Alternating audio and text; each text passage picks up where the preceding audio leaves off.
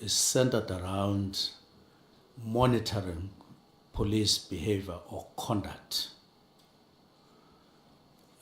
especially where there are complaints, especially where there are murders, and any other related matters. So in summary, is centered around policy monitoring police behavior or conduct. Thank you very much, Minister. So in your testimony, you then indicated that the IPID report on Phala was classified by the head of IPID. So in summary, is centered around policy monitoring. Based on your response on what the mandate of IPID is, Thank you very much, Minister.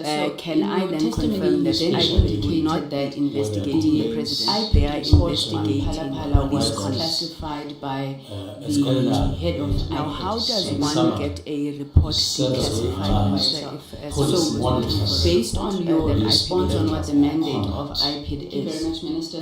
can I then confirm that IPID will not be investigating the president? They are investigating Phala was classified by the head of. Now, how does one get a report declassified?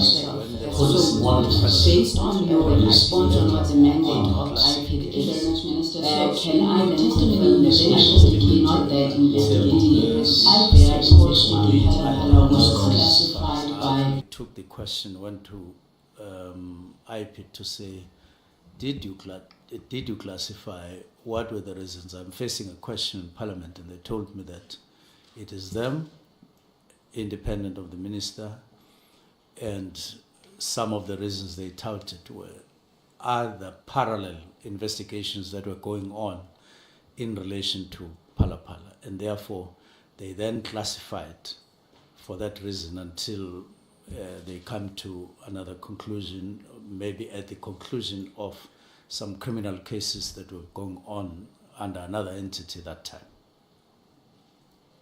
Thank you, Minister. So I would be correct then, based on what you said, if I was to advise Honorable Skosana that if he is looking for information about an IPID report that does not investigate the president, despite his repeated assurances to that regard, he has to approach IPID for the classification of the report. That's correct, Honorable. Thank you. So I trust that will bring the matter to a close, Honorable Skosana on Phala. Chair, singabantu Chair, mele sibonge Chair. Siyabonga mamdikuzamile ukumdefend uMinister ongizophinda futhi. Sorry. Honorable Shoma, I agree, you know how much I love you and how much I respect you. Don't take my 10 You know minutes. that. And I have assured you that there is at no time where we will deny you an opportunity to speak. So when you raise your hand, the chair will gladly recognize you. Like I do now, Honorable Sanguni has completed the part that she wanted to, and I saw that your hand was up. I now allow you to speak. Thank you, Chair. No, Chair, kuyisinto ukuthi umuntu mayenza kahle sibonge. So umkhonto wesizwe Chair besicela ukubonga kumamkhusela ukuthi awuzamile ukumdefend uMinister. Kodwa sazombuza ke imibuzo ngoba iphalaphala leli miningi imizi egcekeziwe emalokishini awaclassifyanga ama-document walawo ama-docket walawo mizile egcekeziwe. Sisazoyixoxa ngoba ireporta kuyi-IPID. Siyabonga mamkhusela ne-ANC edefend uMinister. Inkosi ibusise. Amen.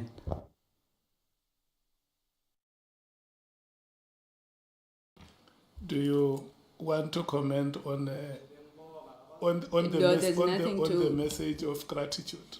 No, it's a pleasure, Honorable Chairperson. As the ANC, we will continue to seek to educate Kondo Wesizwe, as they call us Ngabantu bakwaGogo. So we're happy to educate them on how these things work. Thank you, Chair. I see the hand of Honorable Nomvalo is up. Yeah, no, Chair. Can members of this committee be protected? And not, Chair, please don't allow their names to be wrongfully cited in a line of questioning.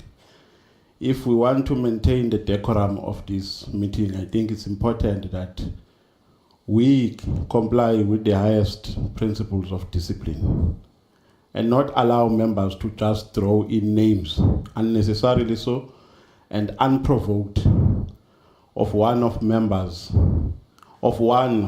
honorable members in this committee. I thought you are going to protect us against what honorable... what has been said, Honorable Nomval? And two, we don't need to be educated by the ANC. They don't qualify to educate us. And they will never qualify. We don't need to be educated. If anything, it's us who must educate them on how to run a country without being engulfed by corruption. They need to be protected, to be educated by us. This country is in turmoil because of them. So, Chair, please protect us, because if you allow them to degenerate, we are also going to degenerate. We can degenerate, but because we respect your stewardship as the Chair and we respect members of this committee, we choose not to degenerate. So can we not be drawn to such? Please.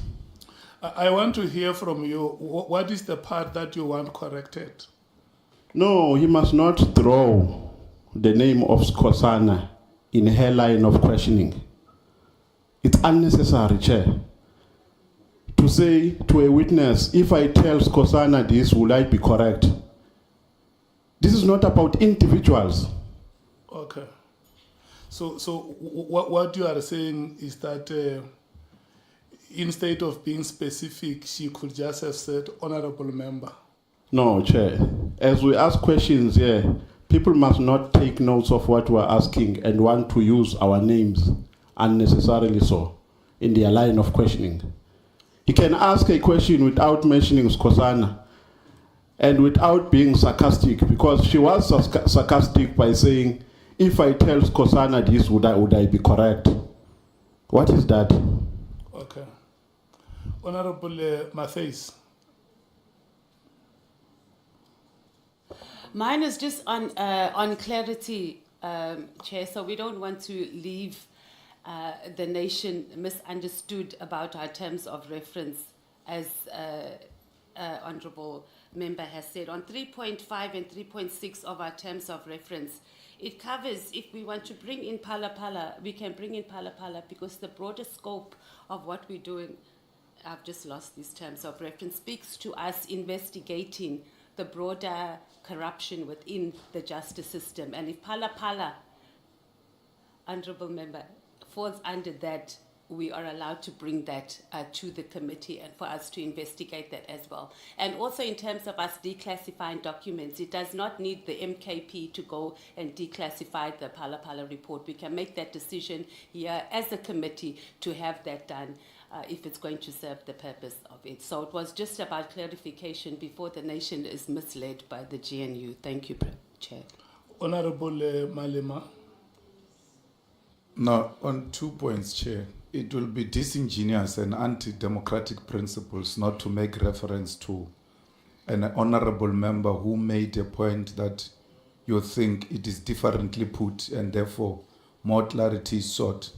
So there is nothing wrong with what Honorable Sangoni does. In the principles of debates, the best option for your name not to be called again is to keep quiet. If you are sensitive like that, keep quiet. But if you are going to open your mouth, you must know a reference is going to be made to that opened mouth, especially if it gets opened and say a lot of nothing. So there is nothing wrome with points of engagements and done in a very respectful way, where Honorable Sangon waited for a turn. She could have come in even at that time. She decided, no, I'm not going to come in at that time. I'll wait for my turn. So what is that? That is, you must not be scared of the highest stage of engagement. And that is Parliament. That's where we are now. And then the second point is, in terms of 3.5 of our terms of reference and 3.6, actually I must read them. Establish whether any wrongdoing, corruption or breach of conduct have occurred within SAPS or any other relevant institution as outlined in the revelation. Assess the adequacy of internal mechanism for dealing with corruption misconduct and poor management within the SAPS, within the Ministry of. So if there is corruption that is being done at IPID, and amongst other things, the corruption of sealing a pala, we are well within our rights to raise it here. And the minister can answer for himself. So Honorable Skosana is not outside the terms of reference of this ad hoc committee, and therefore there is nothing wrong with what he said about pala. We think and we hold a view, some of us, that pala at IPID was wrongly classified, because we find no justification why pala is classified. Police who were investigating pala ended up being investigated by IPID because someone reported them at IPID that these police were favoring the president, and before all of them were equal. Therefore, we want IPID to investigate the conduct of these police who are protecting the president. Whether you like it or not, pala is the president. It's Honorable Cyril Ramaphosa. It's a synonym for Honorable Cyril Ramaphosa.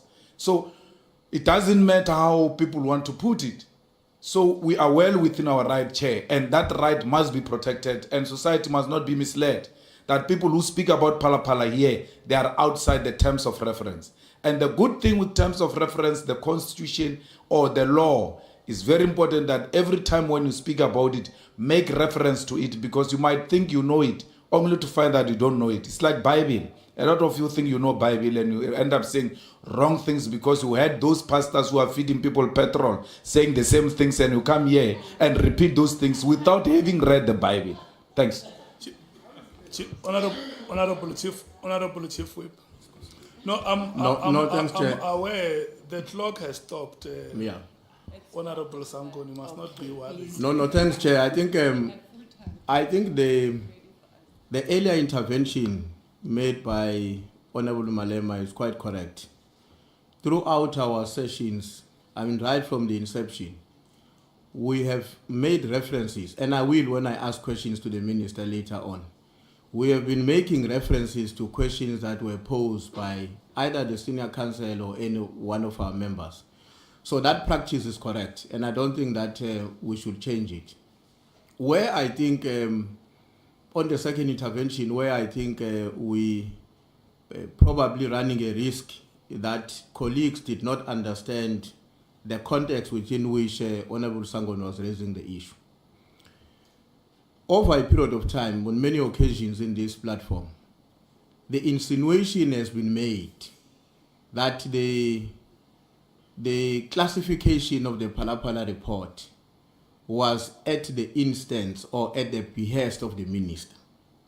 References have been made, if you go to our records in this ad hoc committee, that the minister somehow had a hand on that issue. As a consequence of which, in one of our hearings, one of the witnesses was asked a direct question, I can't remember which of the generals, who has the authority to classify the report? And the answer was that the only person who can classify the report is the primary author of the report.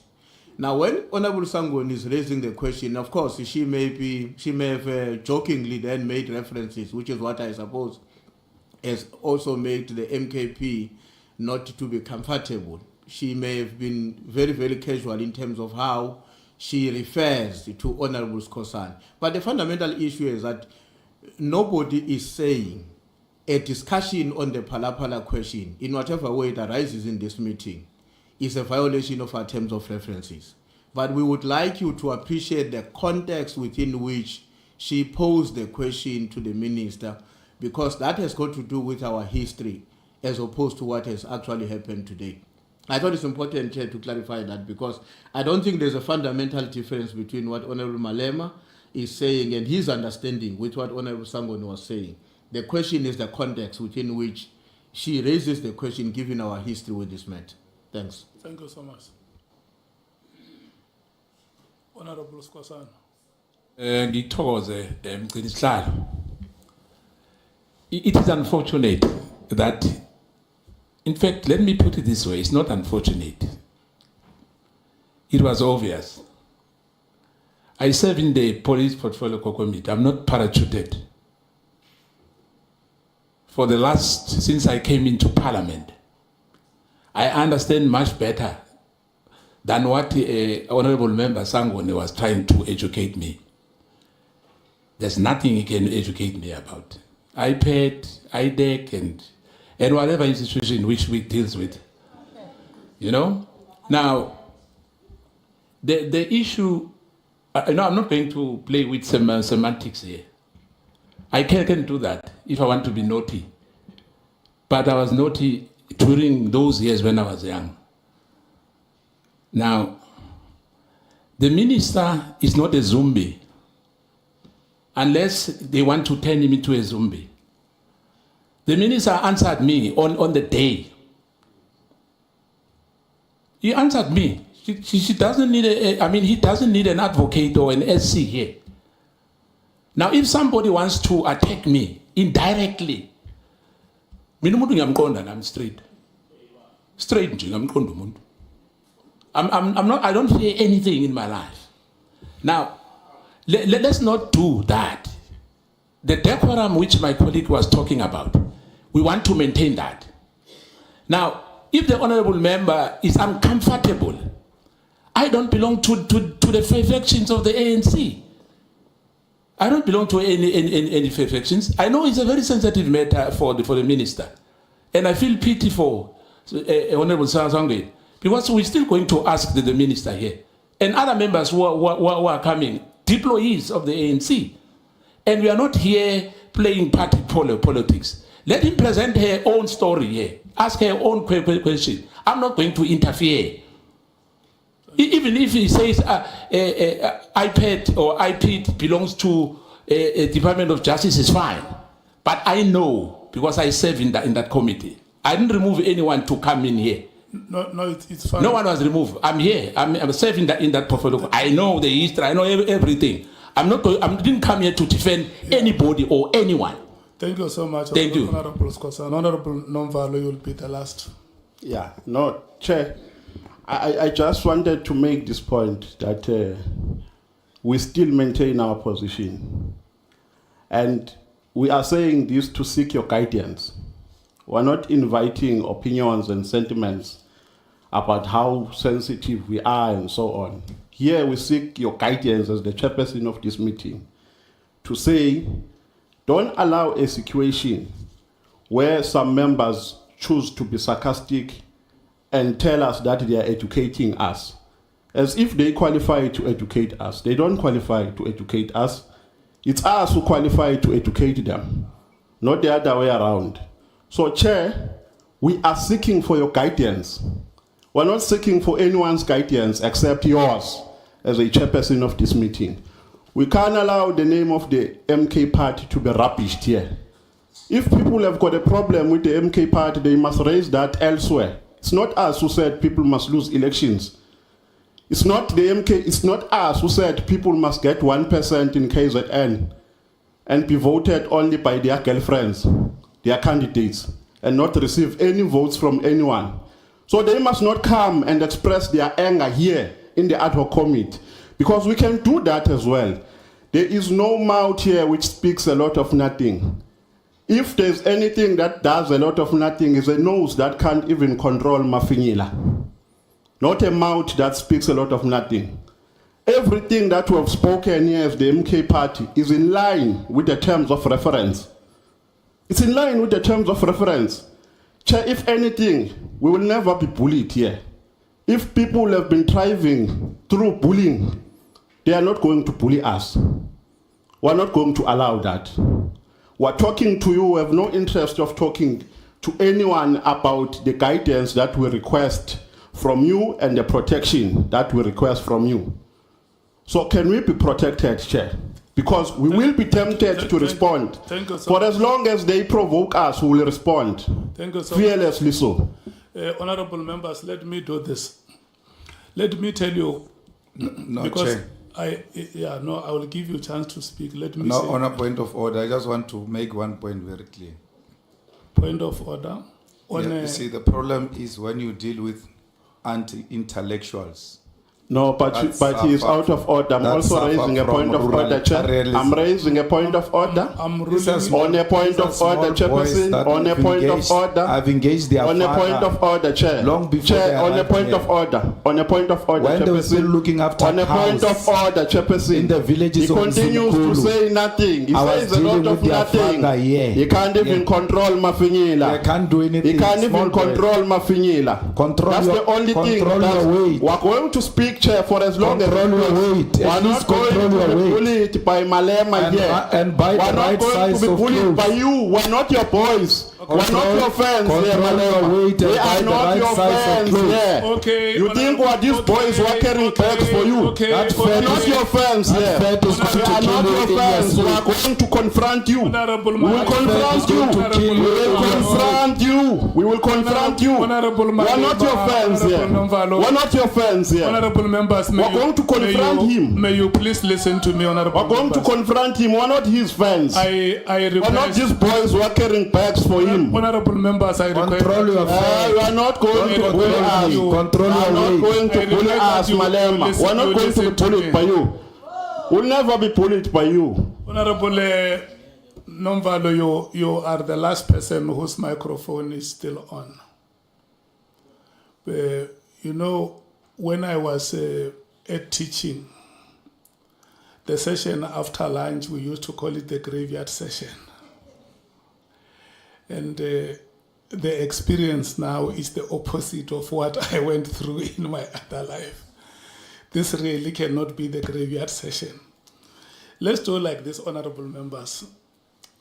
Number one, I want to tell you what belongs here and what does not belong here. Number one is that there is a statement which was made here that by the MKP. And the ruling that I make is that yes, it is correct that honorable members can make reference to any statement that was made by a member during the proceedings. I don't think that Honorable Sangoni was wrong to have mentioned the name of Honorable Skosana, to say Honorable Skosana has asked a question about the classification of information by IPIT answers which the minister a question to which the minister has responded. Number two, it is true that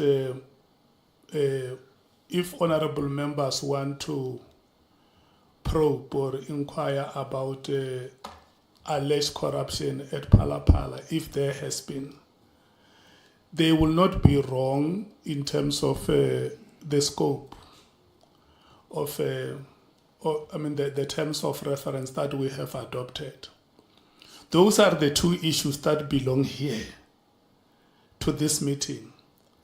Yesterday, I spoke to Honorable Skosana and said to him that once the referee blows a whistle, it means the referee has seen a misconduct that is not allowed in the pitch. And once the player who has been fouled reacts or remonstrates with the referee, that player also acts in common purpose. So I may not want to be thrown into how you conduct yourselves, but I want to remind you this. All along, I have been emphasizing this point that when we are here, we are in service of the people of South Africa. And I want to make this appeal once again to all of you, that let us not make the people of South Africa to know our parts, which we are not. The way they know us, let it always be how they know us, and not introduce to them the other sides which they have never known about us. Because that is how we keep the decorum of this parliament, and that is how we also keep our individual personalities intact. I mean, it's very, very unfortunate, Honorable Malema and Honorable Nomvalo, that it had to come to the point that it did, and for sure, I think that you should also be regretting that there could have been a way to deal with the matters that you strongly feel about than to have dealt it the way you did. But look, you can't be crucified for that. You are human beings. Sometimes you may get very emotional, and at the end of the day, you learn from such moments in life.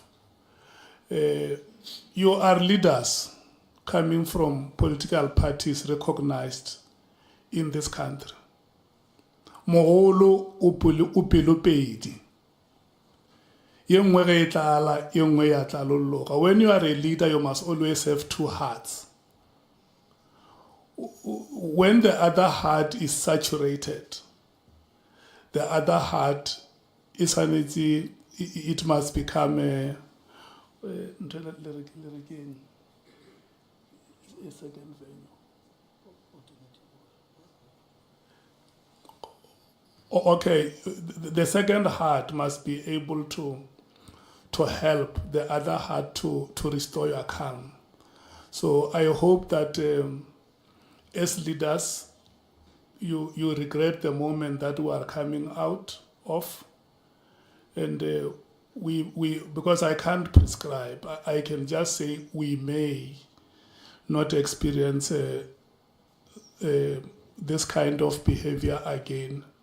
And let me assure you, sitting here as the chairperson, I respect you so much. And I love you so much. You must not doubt it. I love you, Honorable Nomvalo. I love you, Honorable Malio. I appreciate you so much.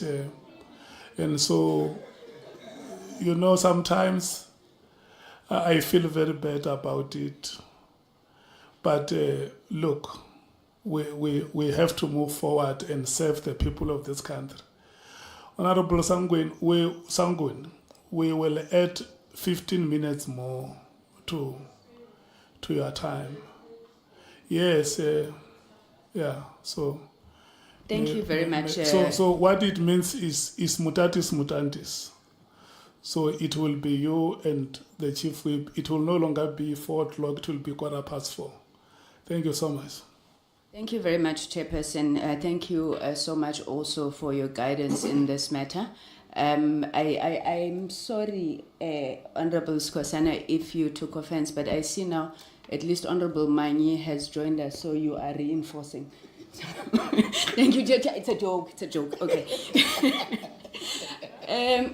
Chair, let me go to the questions, and thank you very much.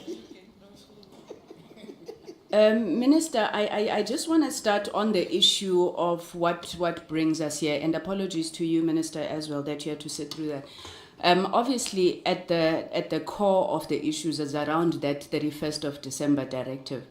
Now, the Minister obviously appreciates that any administrative action has to be lawful and rational. I hold a view which coincidentally coincides with yours around the action. I want you to take us through that. I may hold a different view on rationality, but on lawfulness. So this year, my understanding is that the national policing policy was adopted in May of 2025. Is that correct? That's correct. So would it be your testimony, Minister, that you felt that the PKTT in its operations did not align with the policy or any other policy directive? And if so, briefly, Minister, because I know you've spoken to this, can you just elaborate how you were of the view that it's not aligned to policy?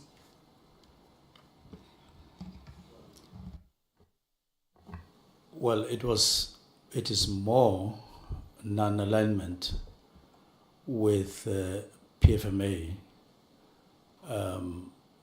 than any other law, in the sense that more and more I felt that when all the information was before me, I felt that we may have made an error allowing the National Political Killings Task Team to operate without extensions that had been done as a procedure or process before. And then it became one of the factors. And then the other factors that I've been alluding to here added as well. So it's on the basis of that it was then a policy directive. Exactly. It exactly arose in that context that I could do it. Minister, you've been a minister since, if I'm not mistaken, July or August of last year. Were these the first directives that you gave to the National Commissioner? Not necessarily, but in that form, yes. Mm-hmm. What would have been the nature of either other directives or any other directives you would be aware of that a Minister of Police would have given to the National Commissioner would be in the space that you were directing on? The other directives that arose in the context of discussions after we got appointed under the broad umbrella of orientation, which I said got elevated to discussions, got elevated to also decisions that were taken along the lines. I would make in one example that of removing from the structure the unit called Police Inspectorate. It was during those discussions on the organizational structure that the matter arose. And we said, no, after we asked questions and all of that, and we said, no, go and review this with a view to removing it from the organizational structure. In my view, that was a directive, but it arose in that context. This one arose in a different context, as I have outlined before. So, Minister, that directive then, which Chair, for me... apologies on someone. I think the voice of the minister is too romantic this time. Sometimes we struggle to hear him. If he can come closer to the mic, it's too romantic. It's that romance that you have been preaching here in the House, Chair. Thank you. The chair started it. So Minister, No. What I said was plutonic. That directive, Minister, sounds to me very much like this directive. So you are speaking to issues of a structure being removed, the police inspectorate. You did not get as much backlash as you did on this one. Is that correct? I didn't, and that's correct. Okay. No, thank you, Minister. I want to move on then to... Okay, I want to go to the IMC, but before I go to the IMC, you indicated in your testimony that you received a handover report from Minister Ele. I just want to find out, did that handover report from Minister Ele say anything on the PKTT? Not as I read it. What was there, though, was a reference to committees in which the minister in that term, the last term, or the term before, was serving. Any other leadership position that the minister had been playing, that is what was reflected, not necessarily the National Political Killings Task Team per se in any form. Did he maybe give any reason at any point why he did not shut down the unit himself? I mean, it was a 2019 implementation plan. Did Minister Ele at any point, whether it was during the orientation or any point, indicate why he did not shut down that unit? Not really. We didn't delve into that matter. Okay. Now, Minister, this is where I disagree with you, and it's on the IMC. The handover report that Minister Ele would have handed over to you, if he used a standard template of handover reports, he should have in that handover report indicated which IMCs he was serving in as Minister of Police. Was this particular IMC there? Yes, it was there. Okay. So you had said, and I had been tempted to agree with you, that an IMC ends at the end of a term. But when I tried to look at this, I was informed that IMCs are established in two ways: one by presidential minute, or two by cabinet decision. And there's always a process to disestablish an IMC, which is either it going to report to cabinet or memos being signed. Now, why would you then take it that at the end of the sixth administration, this particular IMC that had been handed over to you had been disestablished? It's because cabinet at some point did sit, and there were announcements of a new committees, IMCs and all of that, and this one was not mentioned. Okay, then I think that may be new evidence, Minister, because what we have been deliberating on is, does it exist from sixth administration to seventh administration? But if you are saying that then cabinet agreed on the IMCs for this term, we would really like to see that, because I think it has an implication on your testimony. Now, you then say, Minister, that the reason you disbanded the PKTT was because it had been established by the IMC. You say that in your testimony, I'm not sure which page.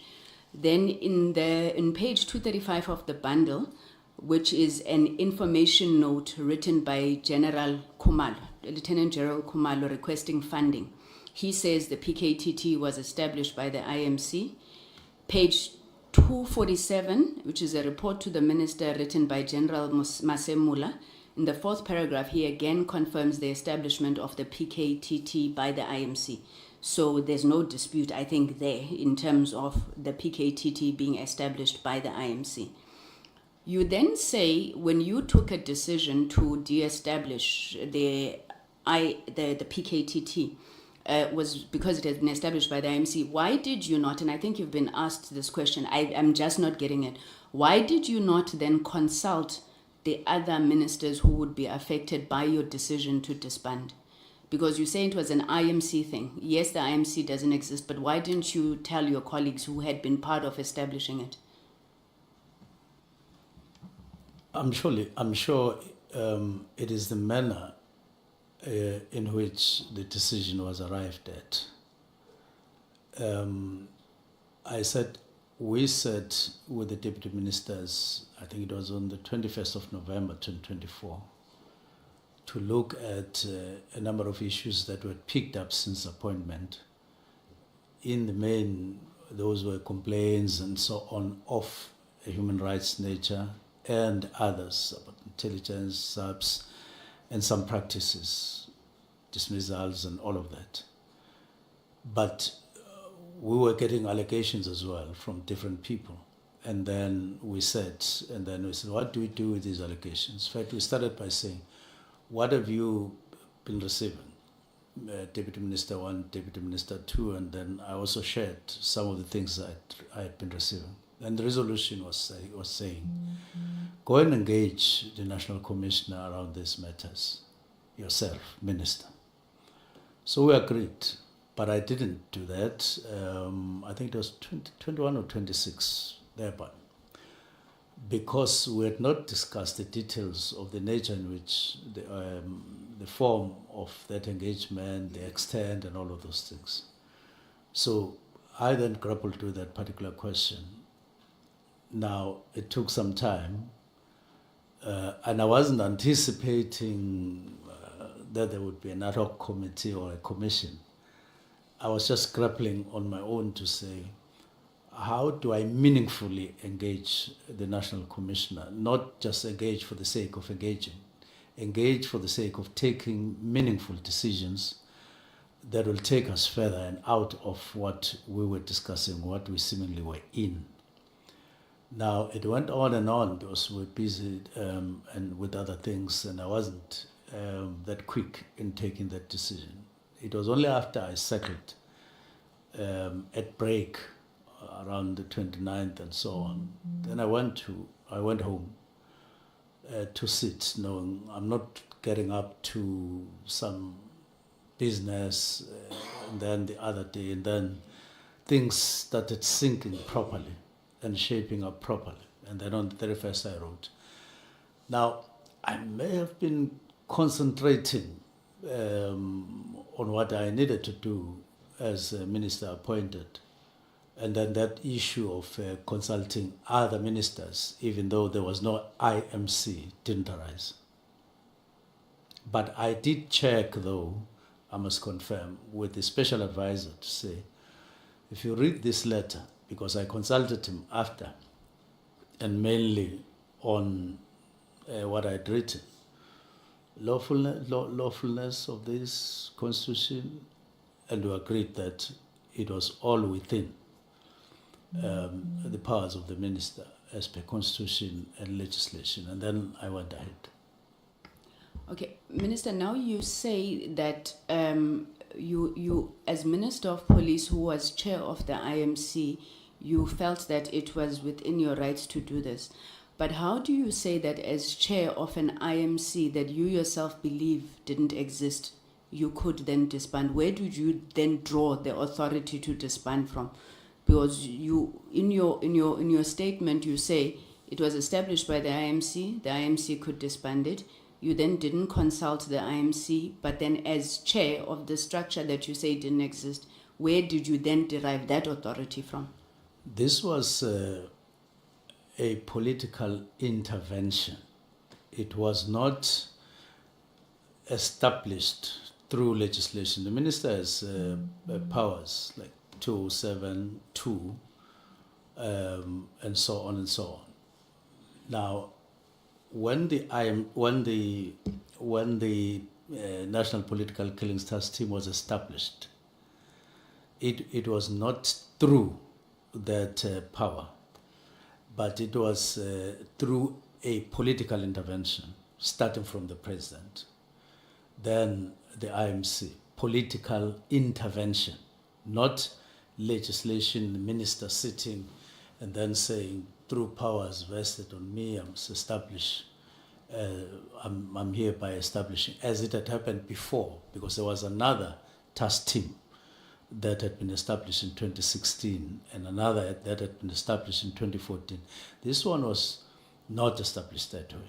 It was political intervention from president to IMC, of which the minister was one. So I then relied on that particular sequence or that particular mode or to do that, but leaning on the powers of the member of the executive.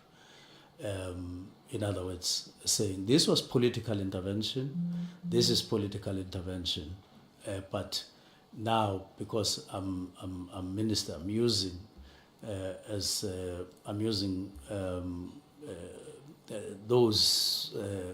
that framework as minister to do what I did.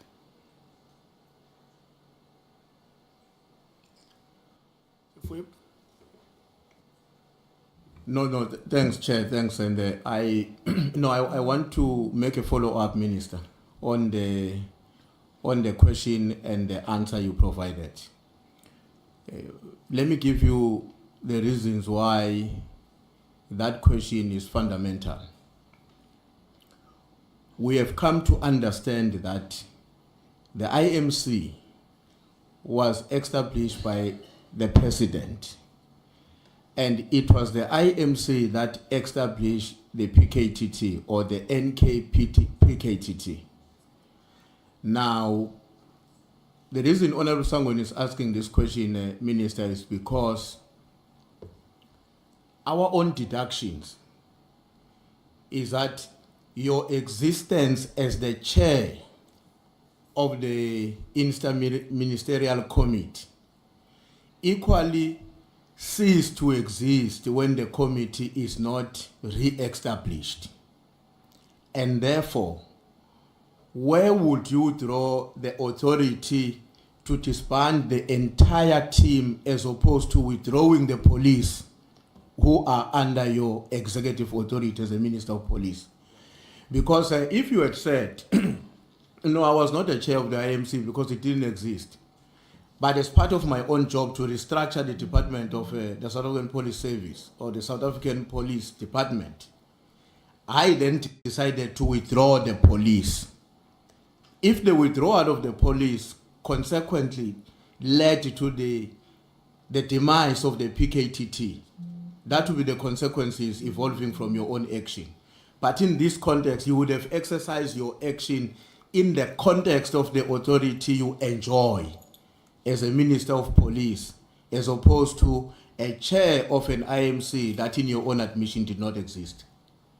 So I hope you are able to understand where we are coming from and the difficulty we see with the way in which, the way in which you exercise your own logic in deciding for the entire committee, while you, as the then chair of that committee, had ceased to exist when it was not re-established by the cabinet. I understand.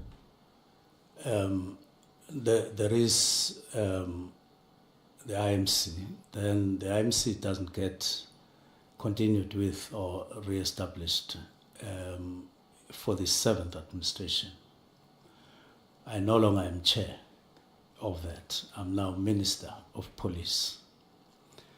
Now, I then say, I would want to disestablish this, or I have to disestablish this.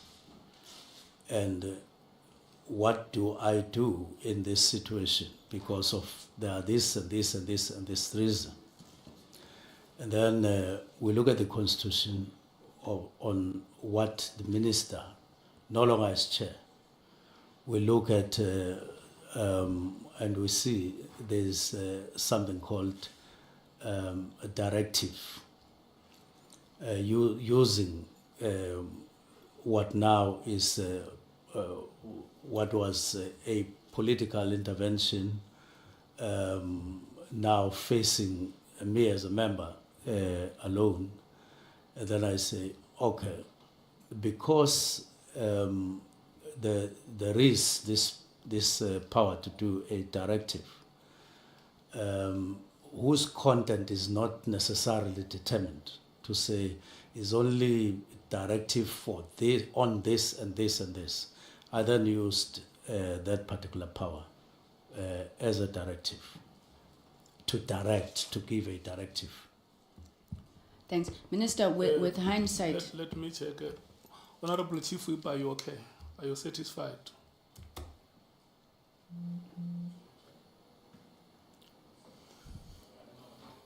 Just a minor follow-up. I understand. Let's do this. It will just hold, Honorable Samgoen. The clock has stopped. Okay. It will be the Chief Whip, Honorable Malema, and Honorable Ngola. Honorable Minister, the microphone is on your right cheek.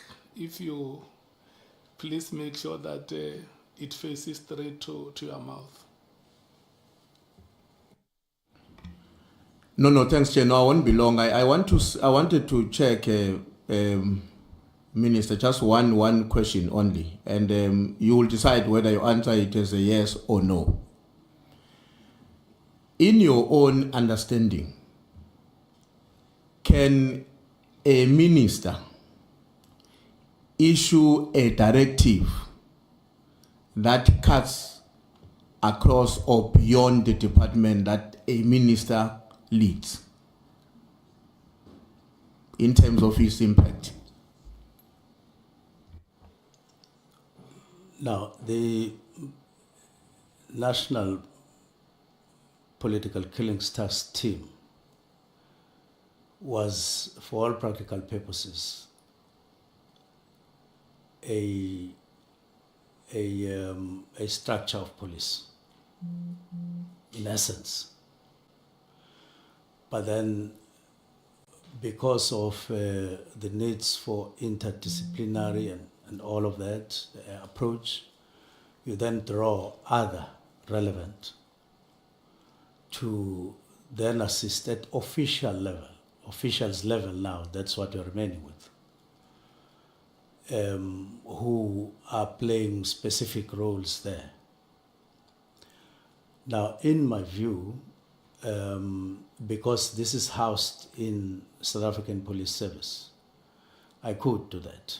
The resources that were being used there were not basically from SAPS. There may have been other resources used by, for instance, NPA and by others in their roles as they do there, but not as is the case or would be the case in SAPS, because as SAPS, you'll have to get members from all over. As SAPS, you would hire accommodation, you would provide cars, you provide all of those things. So it was different from SAPS. It did have an impact in terms of how you use resources and so on, far, far more than those other departments would have been consulted once you've taken a decision to say, look, we have come across this and deriving from history and all of that. And so my answer to your question is yes, in this instance. Okay, Honorable Malim. No, thanks, Chair. Minister, the NPKTT was established in 2018. Which administration is that one of 2018? It's the fifth administration. And then it continued after the elections of 2019. Yes. Which takes away the argument that you said they get dissolved automatically once a new administration comes in. It doesn't necessarily. I haven't checked whether the interministerial committee that had been established in 2018 did get confirmed or endorsed or continued with in 2019. I suppose it happened. No, Minister, me and you sitting here and all of us, we know the interministerial committee that was established and came into effect, the NPKTT, July 2018. Yes. After that, there's never been any other announcement of re-establishment or anything of that sort. That committee, as it was established, it went on into the 7th administration. Yes. And now you're moving away from your argument, which you said earlier. A new administration automatically dissolves the IMC. No, I'm not saying so. In Cabinet, there could have been a meeting where, at the beginning of 2019, that particular IMC was endorsed. It doesn't mean that each time Cabinet establishes its committees, it will go public and so on, especially if it was endorsed. I would need to check those facts. So I'm happy that Honorable Sangoni says that's a new evidence that you are presenting to us, because all along we lived under the impression that when a new administration comes in, it's automatic.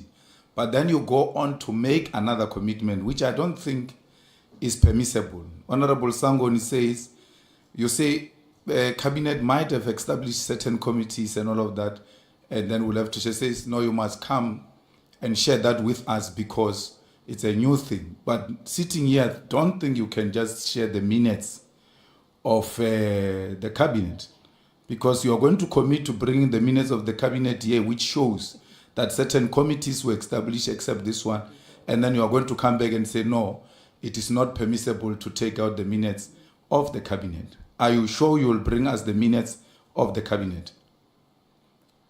Subject to whatever condition, like you are talking about. So we'll never know, because if you are denied that, then it's clear, we'll never know. Then we're left with one information which is at our disposal.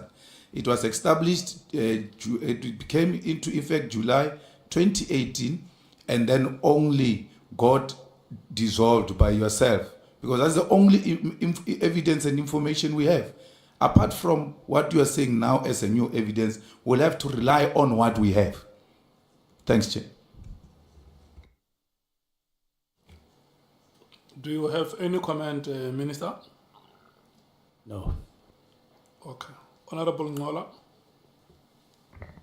Covered by the follow-up of the Chief Whip and the statements by Honorable Malema, Chair. Thanks. You proceed, Honorable Sangwan. Thank you very much, Chairperson. Minister, I'm sure you're going to hate the word immediately after this session, and I will totally understand you. But in your letter, you said you didn't mean immediately because you asked for a preliminary report by the 20th of January. And you are using that as evidence to demonstrate that you didn't mean immediately. But then the second sentence, or the sentence after immediately, says the final and closing report must be submitted to the minister late January. Now, if your preliminary report is on the 20th of January and your final and closing report is late January, that's less than 10 days, 11 days. How can that not be immediate? Well, it cannot be immediate because if you mention immediate and you cut out preliminary report, which is on the 20th of January, the following year, then immediate remains alone. If you also don't include end of the month, the meeting that takes decisions in the department, you don't count it. If I had not written those two, then we'd be discussing something else and totally different from when you include them. Because when you include them, they give you the context. Whether it was feasible to write a report after the preliminary report and then a closing report, it's different. That would be operational. The National Commissioner would have come, would have said, as would have happened throughout the period, Minister, I need 2 more weeks. Minister, I need this. It was happening all the time. So these were indicators in terms of how we should proceed, not the actual. Thanks, Mr. Honorable Malema says yesterday, if somebody says stop a car immediately, you don't expect them to stop it next week. Ne? But would I be correct to say that your expectation was that by the end of January, this team must be shut down? Because when you say final and closing, it means that you are giving them January, 20th of January, they must say this is how far we are, and then end of January, they must have completed. So it was immediate from the point that you instructed them, and by the end of the month, within 30 days, they were supposed to be done. Is that correct, Minister? That is correct, but subject to the managerial aspect arising from the preliminary report, arising from any other later report. Okay. I won't ask you, Minister, because we've already asked some of the generals, but I think 30 days is a very short time, to shut down something of that nature without putting in place plans. But I think your response would probably be that it's operational. But I do want to say that is the basis, I believe, of you being accused of defeating the ends of justice. Because to say in 30 days with all of these dockets in place, investigations undergoing, end of January, this thing must be shut down. I don't know if you want to make a comment on that, Minister? I do want to make a comment. The directive didn't have anything to do with dockets. Dockets were not part of the directive. In the preliminary report, in the final report, or discussions thereof, then the issue of dockets would have come in, and then management comes and say, this is how we would then manage dockets. Common sense tells you that if there would have been a case or cases in court, the directive was not saying withdraw those cases just because you are closing. No, it doesn't. If you were chasing after a particular criminal, it didn't mean that. But as another example, you you wouldn't. There were officers from other provinces. It also didn't mean that, or it wouldn't have meant that you tell them pack and go and just like that, because ordinarily, in terms of simple logic, that would not have been literally practical. But there are many instances where the executive would take a decision. Maybe, let's just say, not in a hasty fashion as this one may look like, but as the executive, you do say, let's do this in 6 months, let's do this in 3 months. If you're an executive and you don't do that, I would say, I wish you good luck. I would still want to see such a person, how you work and how you get your things delivered. But then I gave that indication. But you always know, you always without any error, that the executive management would vary whatever you say, and then you then move along. It's known. No, thank you, Minister. Minister, what level of detail do you get briefed on when it comes to...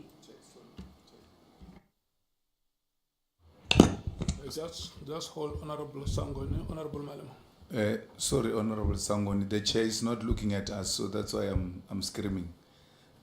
Minister, we really have to take this process very serious. You can't say stop immediately, stop end of January. Doesn't mean if you are taking matters to court, you'll have to stop. It doesn't mean if you are chasing criminals, you'll have to stop. But what is the job of this team? Because its job is to take matters to court, is to chase criminals. So when you say if you are chasing a criminal, it didn't mean they must stop chasing criminals immediately. If they are taking matters to court, it doesn't mean they must stop taking matters to court immediately. So what was immediately going to stop? Because that is at the core of their work. Now, the question and the answer arose in a context of dockets. When you wind down, even in December, as was the proposal from the National Commissioner, there would have been a case in court, 5 years for 10 years. Now, you would plan in a wind-up report a provision for that. So it's not just the two, which is the work of the National Political Killings Task Team. It's all embracing other aspects. She raised the question on dockets, and I said it was not in the, because that's not my terrain as minister. It was not in the directive. It would come with the National Commissioner, and it was left out. And therefore, they would, for instance, say, well, this is how we will close, if that would have been the decision or that they arrive at. But this is how we'll manage the dockets for the next 10 years or for the next 5 years.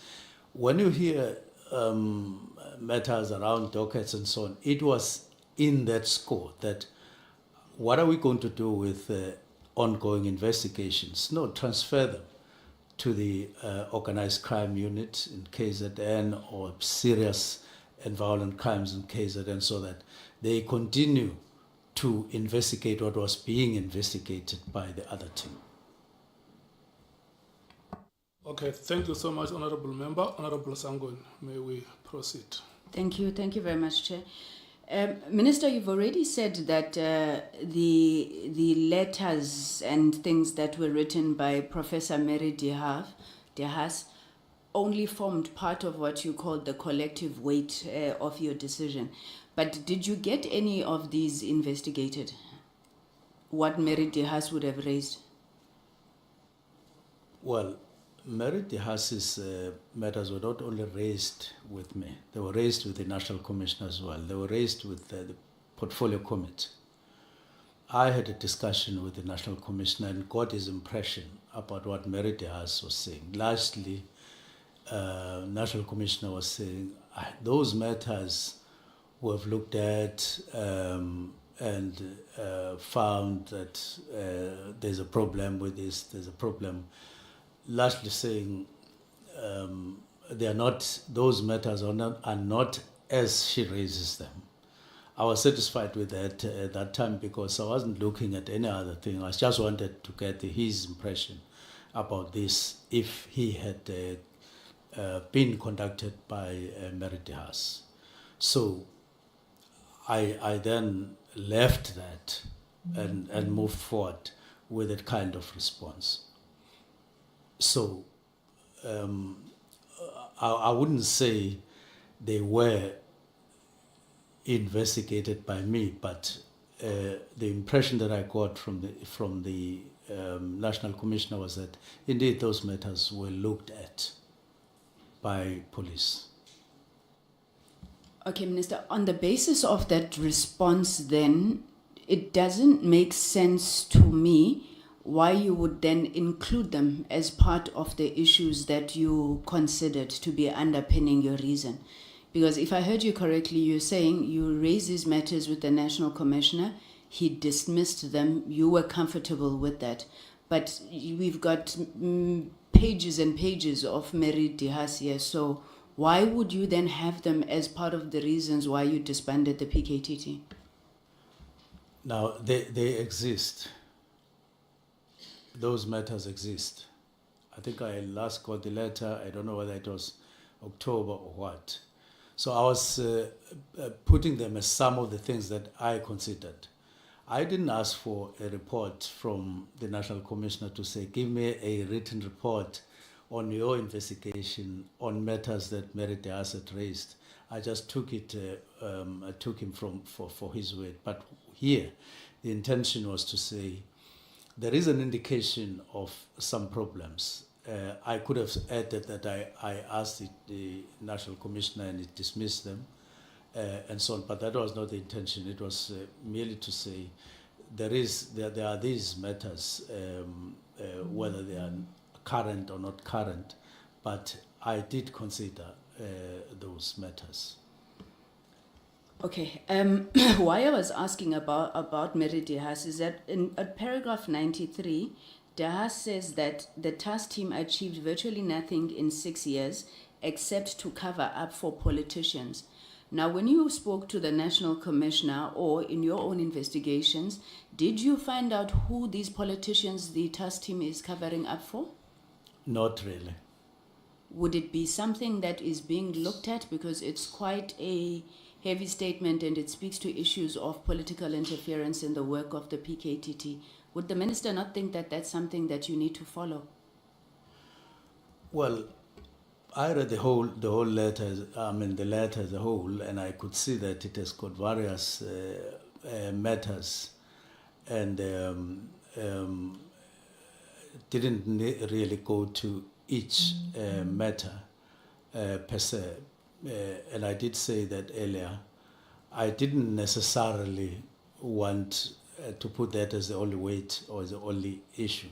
I just took them as a collective, those issues that she was raising, that she is complaining about various matters, not necessarily one by one, necessarily, but I still took them on board when I, especially having not gone into all of them myself.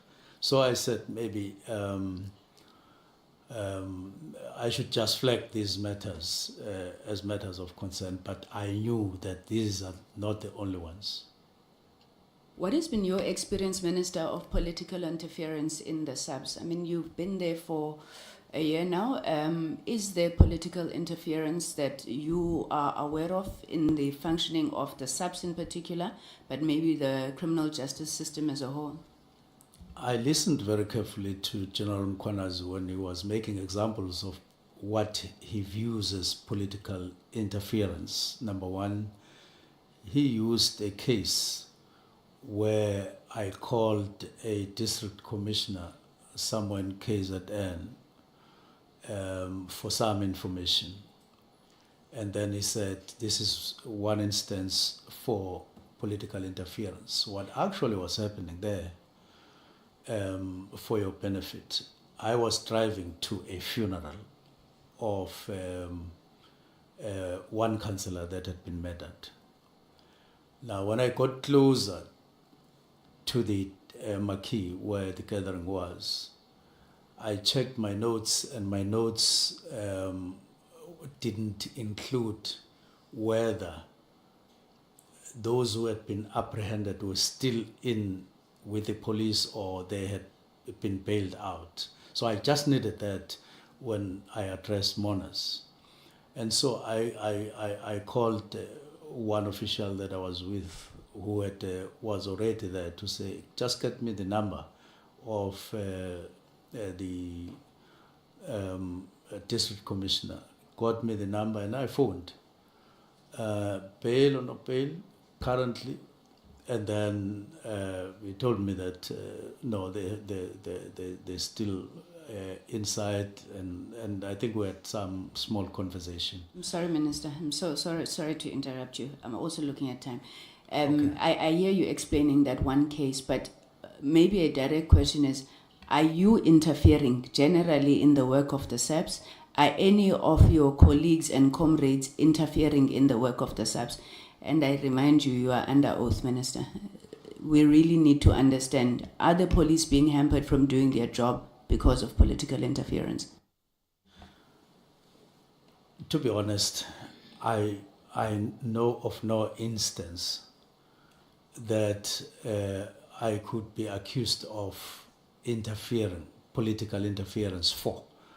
And so it sounded very strange when I heard that, and I couldn't recall and whatever instance, but whatever may have happened before, I don't know. But as far as I'm concerned, because I'm currently there, I couldn't recall any instance. I listened to the instances that he was talking about, and I don't agree that constitutes political interference. Thanks, Minister. So in your opinion then, what is at the center of these divisions amongst the higher echelons within SAPS? And outside of calling that peacemaking meeting, what have you sought to do about these divisions within the leadership of the SAPS? These divisions seem to be rooted in some past, if you look at them, if you listen to them. So when I came there, they were already there. Let me make an example. National Commissioner and Head of Crime Intelligence come to brief me high level and make reference to General Khan that they are investigating him, they are at an advanced stage, and they have an intention of arresting him. And I respond by saying, you have my support. Then, I think a few weeks later, they then put something called expeditious kind of process to deal with him internally.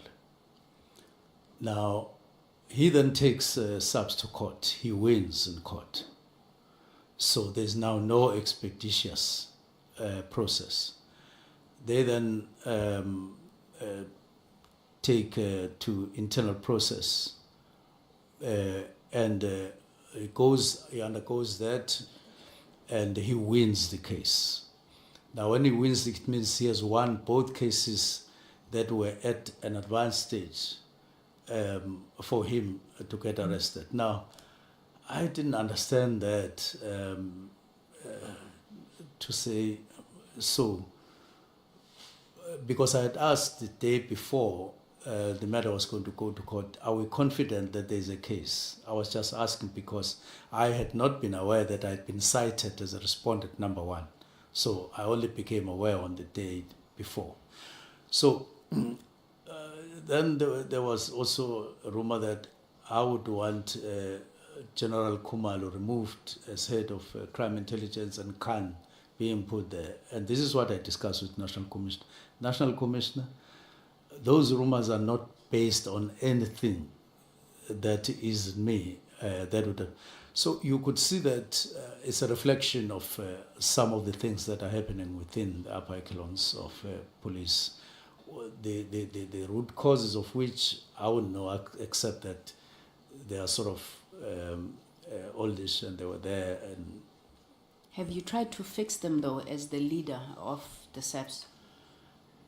as said yesterday, first thing I started with was to assure the National Commissioner that he has my support. And I remember at some point, Deputy Minister saying, you have now said enough of you having confidence to the National Commissioner, because in any major function, I would say I have confidence to the National Commissioner. So my calculation was that once the National Commissioner is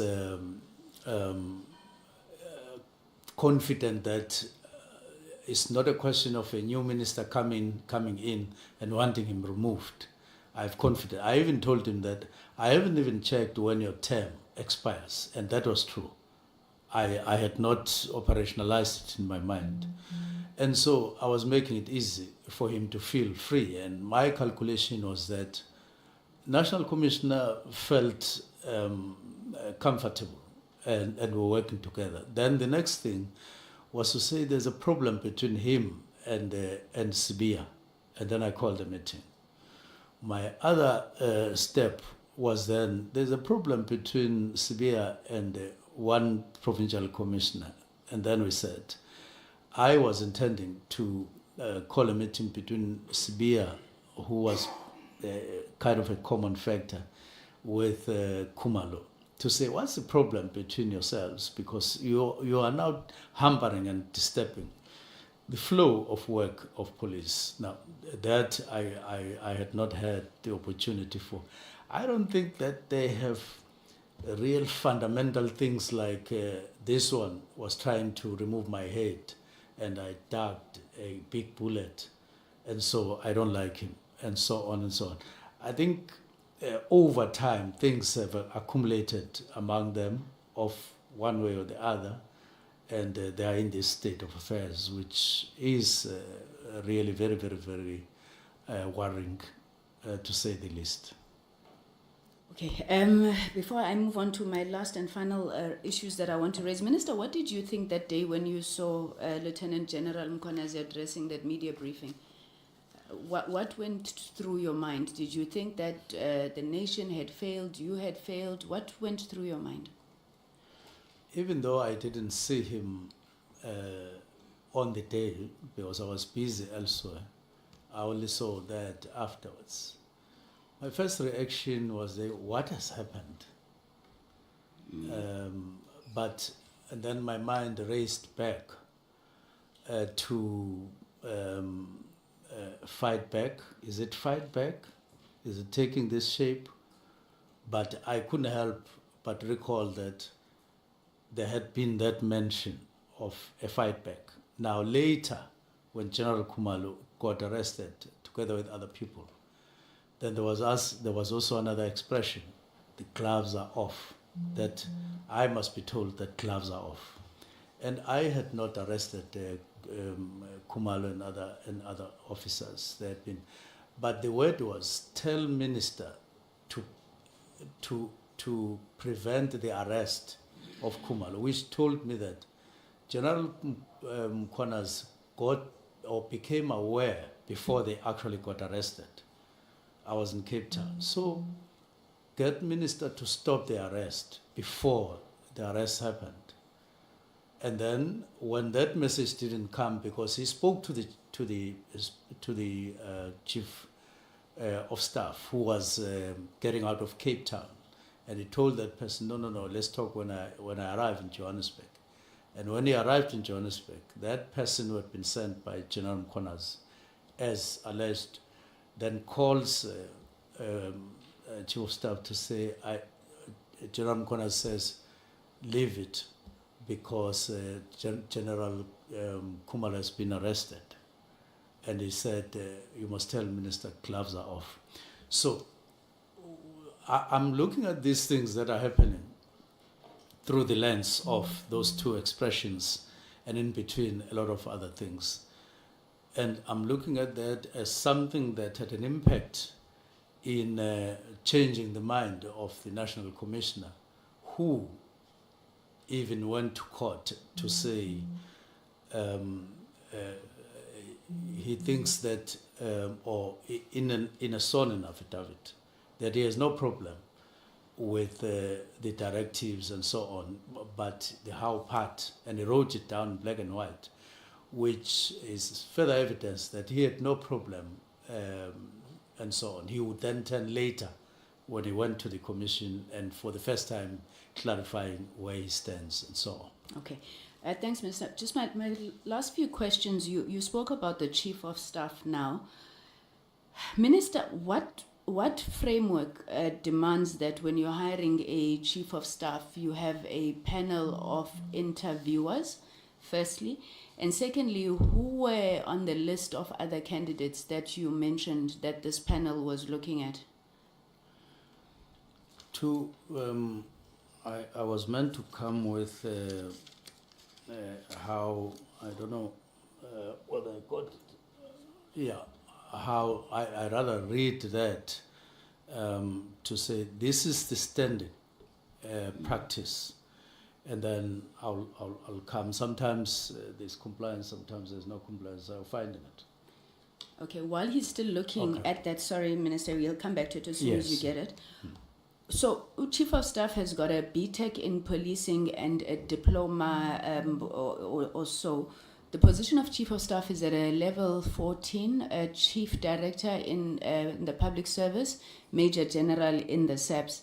The minimum requirement for a Chief Director is an NQF level 8, which is a honors degree. So does the BTEC equate to a NQF level 8? It would be honors and or. Then they will put other things. But does the BTEC equate to the NQF level 8? No, it's 7. But if you have a diploma or diplomas, then it... Minister Susquat. Is it not NQF level 8? Then if you have anything else, but for the door to be opened, it has to be a NQF level 8. For sure. Let me see what happened. But there are specifications. But those specifications, I know that if you have other things, it happens that way. Okay, maybe, I don't know if your legal counsel would either have a job description or an advert for a level 14. Yes, I'm saying this because in many instances it has happened that a person doesn't have an honors degree but has a junior degree plus other things that when when SACA investigates or go through your qualifications as a whole, they peg you at a required NQF and they say you qualify for that. It has happened that way. Okay, Minister, you were Minister of Public Service and Administration, so I'll take your word for it, but I have never seen it in practice. Otherwise, many people would not have studied if we could peg to get to NQF level 8. I'm not sure if you've got that information. I don't know. I've got it. Honorable Sangon, Yes. your time is no more. Yes, the Chief Whip has said that he's taking over in 5 minutes. My last issue, it is my last issue. My last issue, Minister, is on the signal messages that are in this document. When the Minister was testifying and he was asked about this message on page 79, which says that, Minister, I've got the case number in the judgment. Now we've got something proven by the court. This is a matter which either Sibia or the Minister can charge Kumalo with and apply Rule 9 of the disciplinary hearing. You testified, Minister, that you didn't know what he was talking about, so you didn't pay attention to it. But this is a big thing for you not to pay attention to it. When Brown Mokgotsi says I've got something that you or Sibia can use to charge Kumalo, and he tells you what to do. How could you not seek clarity on this thing? Why would you just leave it? And then why would he refer to the two of you as a collective we? Minister? In the first place, there's no minister who would have charged Kumalo. No such a thing. And I doubt if the Deputy National Commissioner would have done that. And both of us, the Minister and the Deputy National Commissioner, is just a no. There's no such a procedure in the first place. He can only be charged by the National Commissioner or from outside. Now, when it came as one thunderous thing, but about nothing. So I disregarded that on that score, that I didn't understand the meaning thereof. But knowing that I had received more or less other messages of that nature, including from Khotsi, which you would struggle to have a meaningful. So I couldn't pursue that, but at least I knew that I had no such intention, because I mentioned there, and there's no such. So sometimes you just say, let me go on with my work, because there's no such. You are sure about that. Okay, Minister, so you did testify that you wouldn't necessarily discuss issues of SAPS with Mr. Mkhotsi, but you can tell that from the message he's deep within the issues of SAPS. Whether he knows processes or doesn't, he's actively working for something, whatever it is in SAPS. Then he goes on in that other page where he says they can't get anything on the Phoenix saga. Then he talks to you about people who are off the funding, inverted commas, 20. And this guy has a 3 billion rand contact with SAPS. So he's also talking about setting up that meeting between Deputy National Commissioner and Chief of Staff. This doesn't sound like somebody who was not deeply involved in the issues of SAPS, Minister, and he's writing to you about them. Let me just... what would you do when he does things like this? Let me talk about 3 billion, tender. I didn't even know, up to date, I don't even know what that tender is, what it is all about. I didn't know. One thing that I noted there that we had spoken about with him was the Phoenix thing, where he had called me and alleged that there was an investigation on Phoenix, which Phoenix is a wholesale in KZN. So he said there is somebody who is investigating and wanting to trump up some link or some trumped up links between me and Phoenix, and I didn't even know what that thing was about. And I said, you will tell me when you know something better about it. We were on the phone. So when it returned in the manner that it returned, I assumed that it refers to that. But the 3 billion tender, I didn't know. I didn't even phone him back, nor did I respond, because I just got lost what that thing was all about, let alone that I have nothing to do with tenders and subs, except in an instance where, like the one of 360, where I came across something that attracted me to make an inquiry with the National Commissioner. Okay. Just to correct you, you did respond to that message, Minister, but it's cut off. That's the one Honorable Vessels was referring to yesterday, where you said, Minister, this is the last question. I'm going to close my laptop. I just need to read this to you. So you said since the 6th of July, you've been smelling, looking, everything, General Mkhwanazi. You addressed a meeting of the ANC recently, outside the scope of terms of reference, I know. But I was very interested in what you said. And because you were wearing General Mkhwanazi, I wondered if this had anything to do with the current saga. There you said, Uma uguti wenze iphutha, ulenze iphutha ngoba phela umuntu ngumuntu. Ungasabi ukwenza iphutha, ulenze nje. Futhi uma bekugxeka bavumele.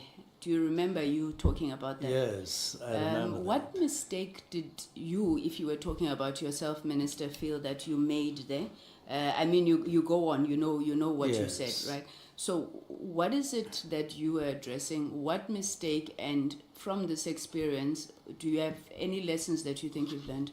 I wasn't addressing me at all on that day. I was addressing the chair of the task team in the region where I come from, Mr. Elfas Mbata, saying, you have been appointed to chair the region here.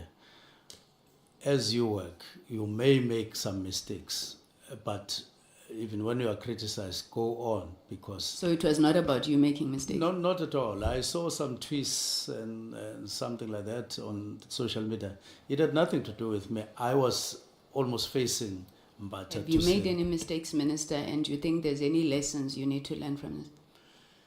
Yes, there would be mistakes. No one is perfect. I know that, and me too. I'm not perfect, but I always make an effort not to make mistakes. But even in that, but when I realize that I've made a mistake, I try by all means first to admit that I made an error and then correct whatever error I would have made. Thank you very much, Minister. Thank you, Chairperson. Thank you so much. Chief Whip, the honorable member has informed me that your time is indivisible. So your time is going to expire at 20 minutes after 16 hours. So let me just take some 10 seconds and recognize Honorable Mani from the MKP. If you can please raise your hand. Thank you so much. Honorable Nana from the DA. Thank you so much, honorable members. Chief Whip, you may proceed. No, thanks, Chair. I think, Minister, I think the first thing that I just want to bring your attention to, and you don't have to go and read because I will quote and give you the context.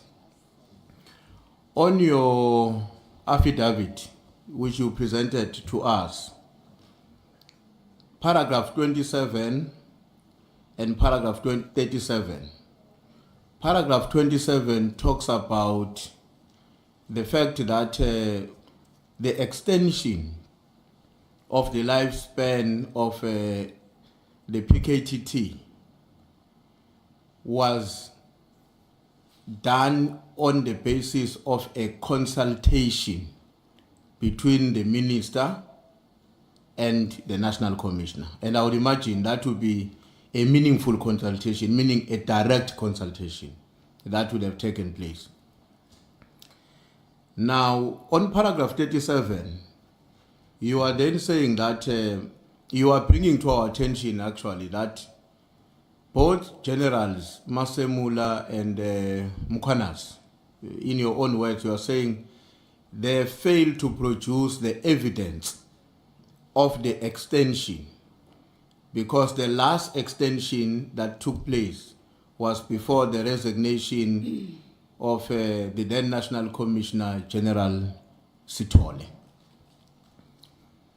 Now my question is, in terms of that position, Minister, do you have any evidence which confirms that indeed there was no consultation?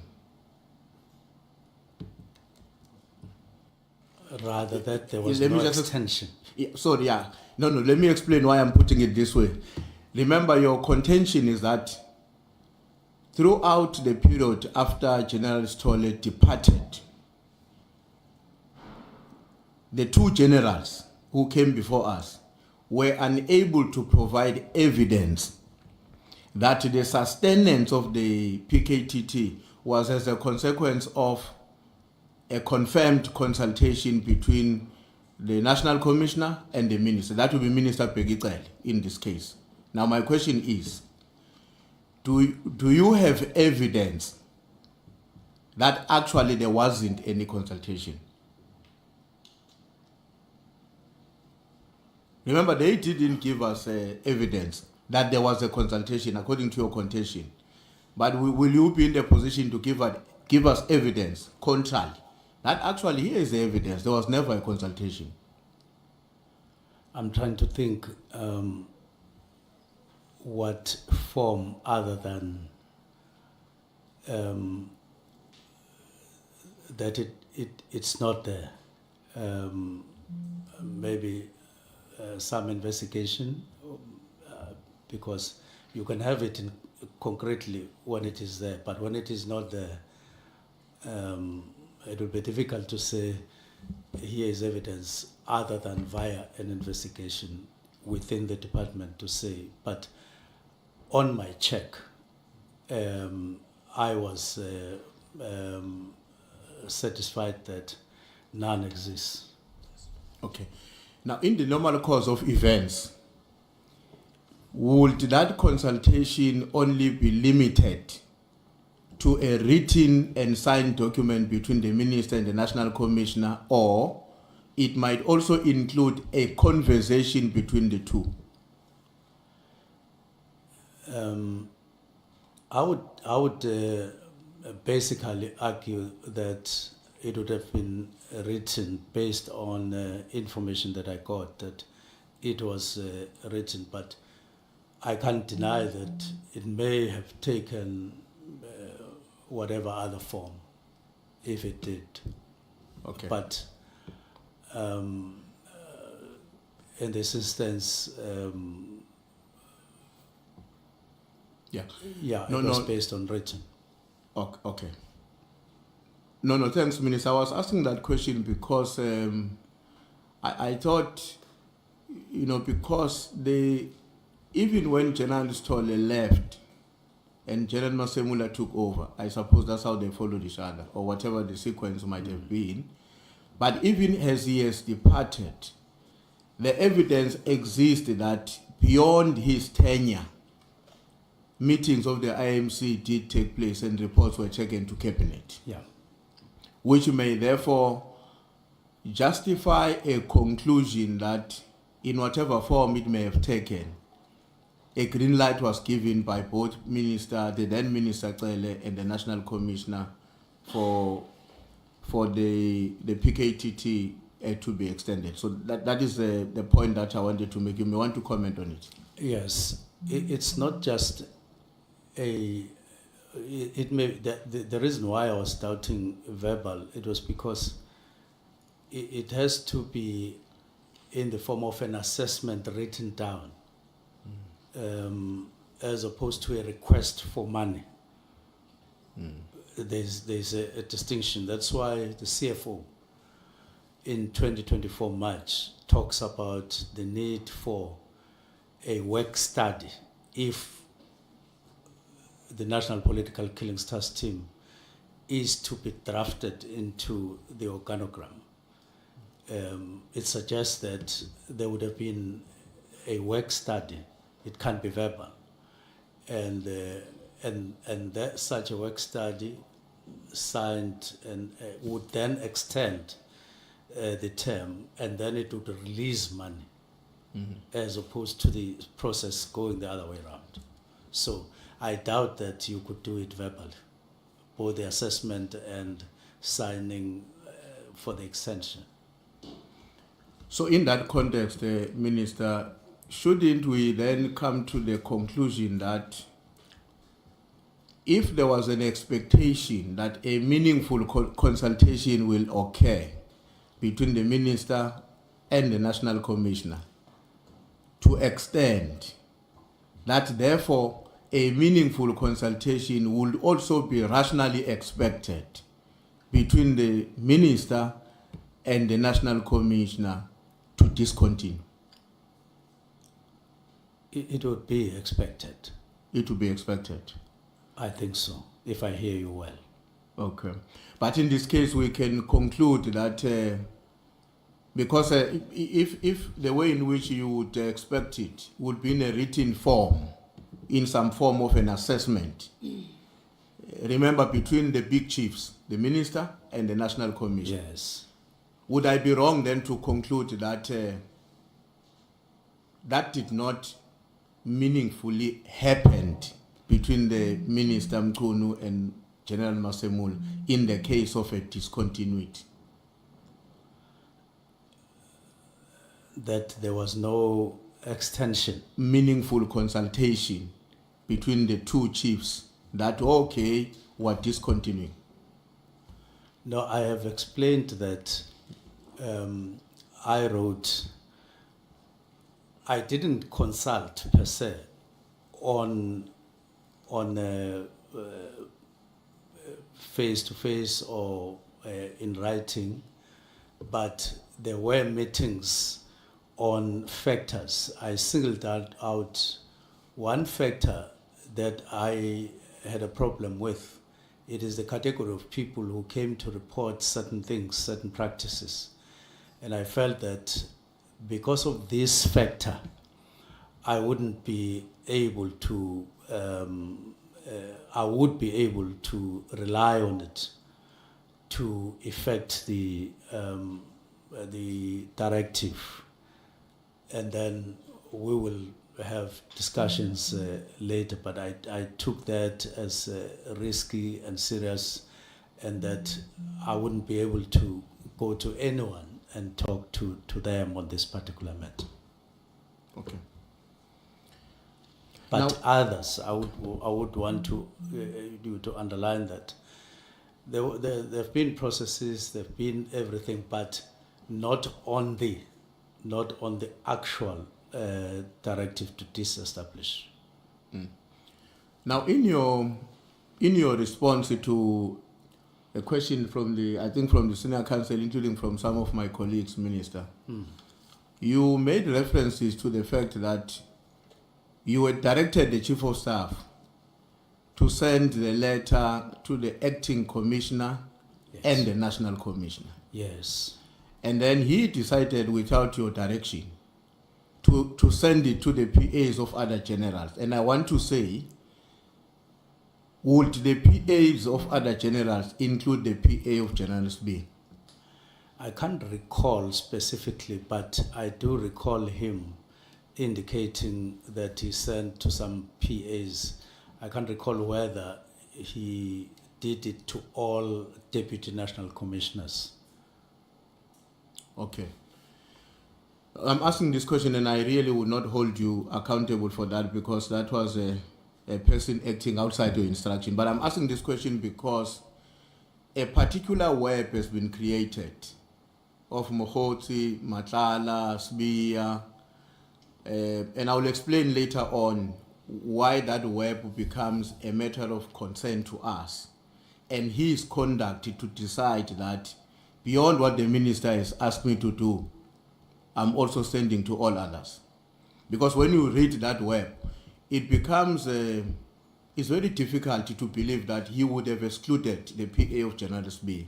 Yes. And it's very easy to conclude that the inclusion of General SB as PA may very well be informed by the fact that he had an interest for SBIA to act faster without being delayed by anybody else above SBIA. I mean, that's not your question. It's a question we will pose to him, given the deductions that we can make when we look at the sequence of events after that. But I'm not posing it to you.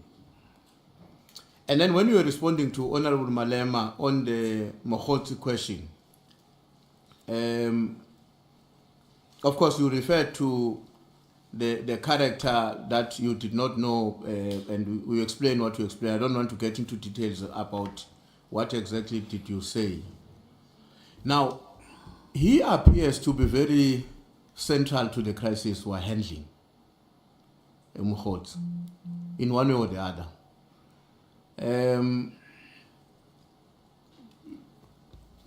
Will there be a way in which this will have an impact in your relationship with him? Will it define the relationship in any way? You don't have to tell me in what way, but given what has happened now, and here is this character, do you think that is going to redefine the way in which you related to him? Without it being central, and my view is that it is not central, but your second question, definitely it would have to it will have to affect the relationship. Why? Because I related to him as an ordinary comrade, just like I do to other comrades, many comrades. And then I relate to all of them without asking them many questions. Like when I heard that he may have had his membership expired, I recall, I never asked him whether your card is current. And it happened so with other comrades. So I would say that I just took it as a comrade whenever we talk and relate. It's only now that I get to know other things that, there's this as well. He talks to so-and-so, he talks to so-and-so, all these people that are being revealed in the Madlanga Commission, which I had no information about. The first time I sort of blew my nose was when somebody said, this guy seems to be talking about you dropping your name, and so on. It was sometime this year, to which I reacted by calling him to say, I'm getting information that you dropped my name where you are and all of that, which he denied.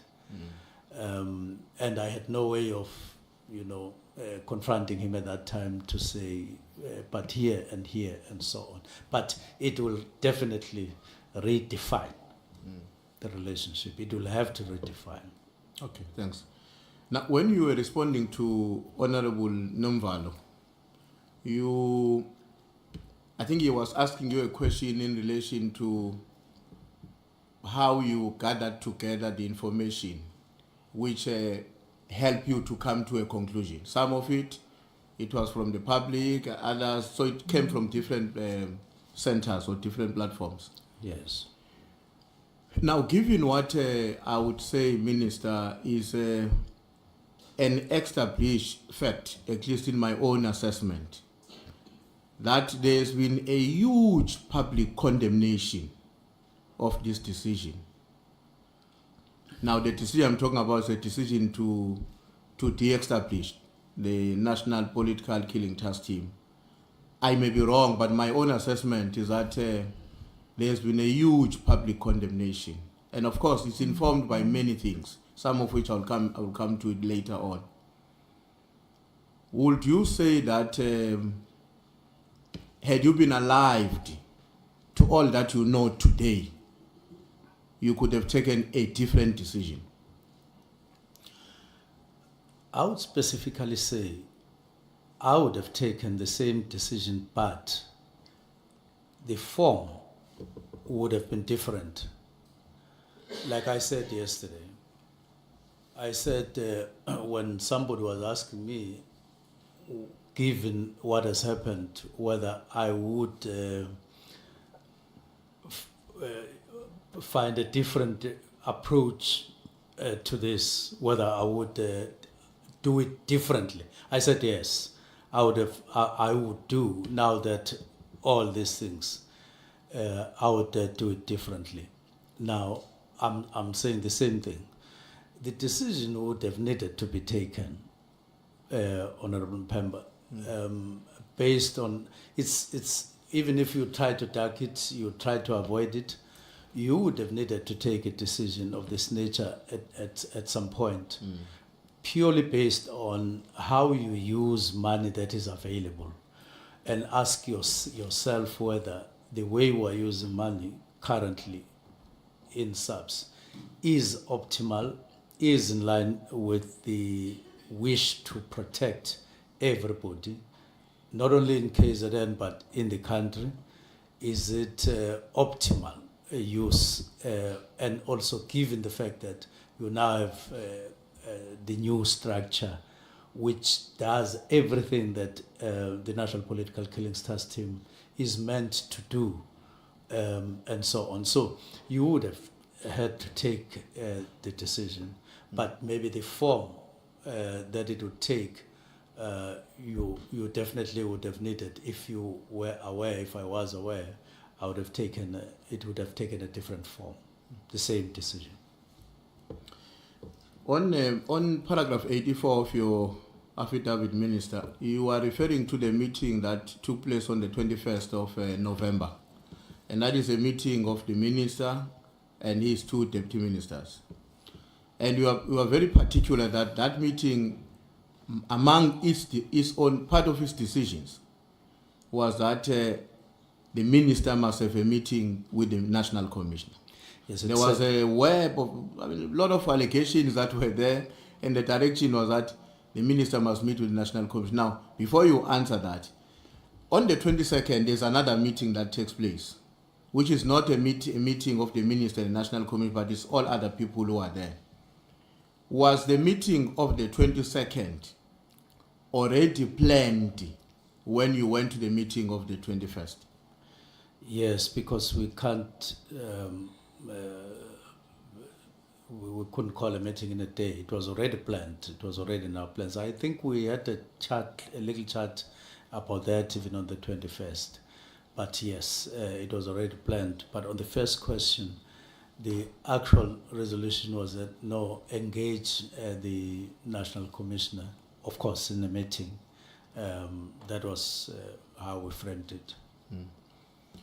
Don't you think that maybe if you had engaged the National Commissioner in a way that I think you were directed by your meeting with your colleagues, as opposed to engaging him in a bigger meeting with everybody else on the 22nd, you would have understood each other very well? And I'm asking that in the context of the fact that the National Commissioner came to you a month earlier in October and raised concerns about some of his colleagues, including his deputy, General Sbia. Now, you now meet on the 21st of November, again on the 22nd. And we got a sense that on the 22nd, that is where a discussion took place about challenges facing the organization. But don't you think that a one-on-one with him to go deeper on these matters would have been helpful as opposed to the 22nd meeting? They perhaps would, but on the 22nd, I still had no idea how, what the engagement would need to take, what form it would need to take, because we had just met the previous day. So I was beginning to think, what would be the issues, what would be the approach, and so on. And I was still way before I could settle with anything that would make sense to me at that particular time. But theoretically, had something settled already to me, definitely I see that would have been the case, assisted, yes. I'm asking that, Minister, because I mean, you sit with your deputies, and that's a political leadership of the department. And I imagine that when you were looking at these allegations, you were not looking at them in general. There may have been some general things, but you would be particularly concerned about their evolution. Maybe the allegations now, they might tomorrow evolve to be the truth. So now you're the political head, you're sitting with your colleagues, and they're saying, please go and engage the chief of the police, because we can all see these things are going to lead into a major national crisis if they remain unattended. So that is why I was raising this question, because I was worried that it seems like you place less value to that conversation, and yet the October meeting, you met with him and he raised concerns himself about some of his colleagues. Yeah, the meeting of the 22nd, our minds were made up for raising other issues which were different from this one, and they were specific. I was going to raise as I did, the murder rate, the drugs and firearms, and then GBVNF.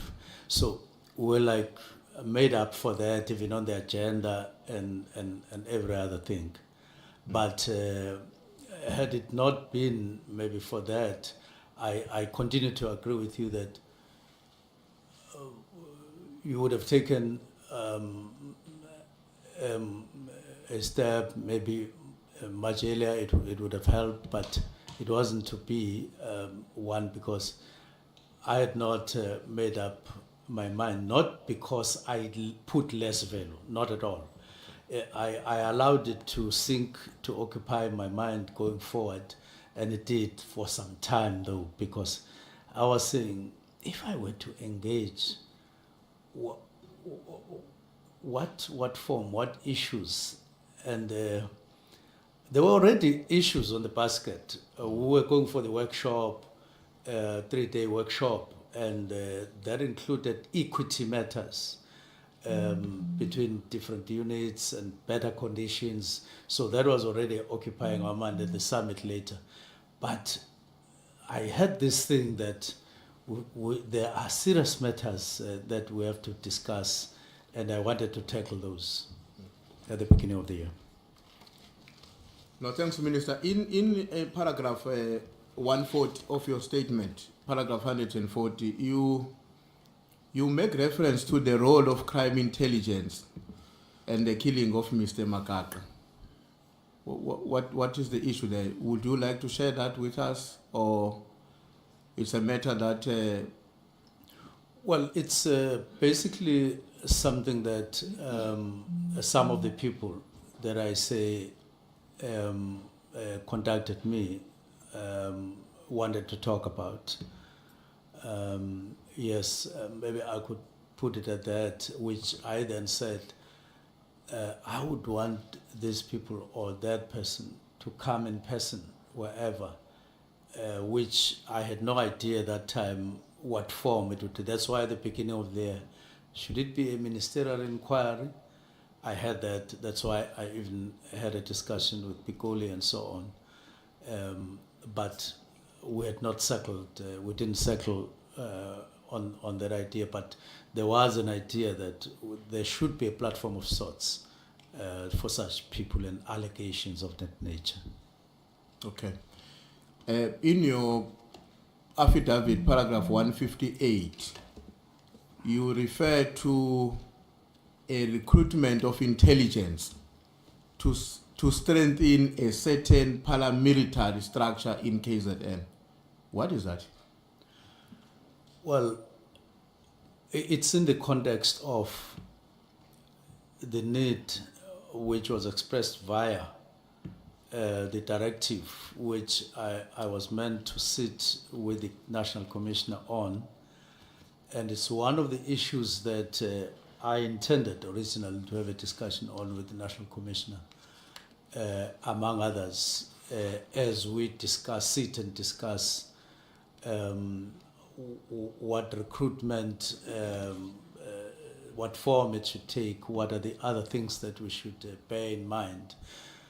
I had picked up information that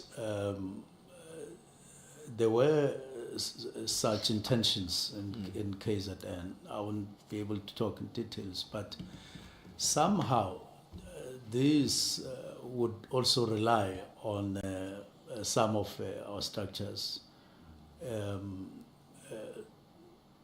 as those get built. In other words, they would exploit any weakness and take any possibility as those paramilitary structures get established on the site.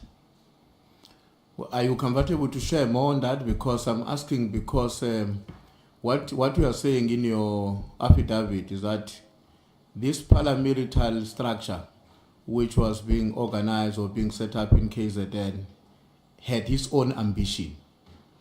Now, I don't know whether the ambition are of the structure or the creator, and whether the structure is in existence already, or you were picking up information that it was about to be.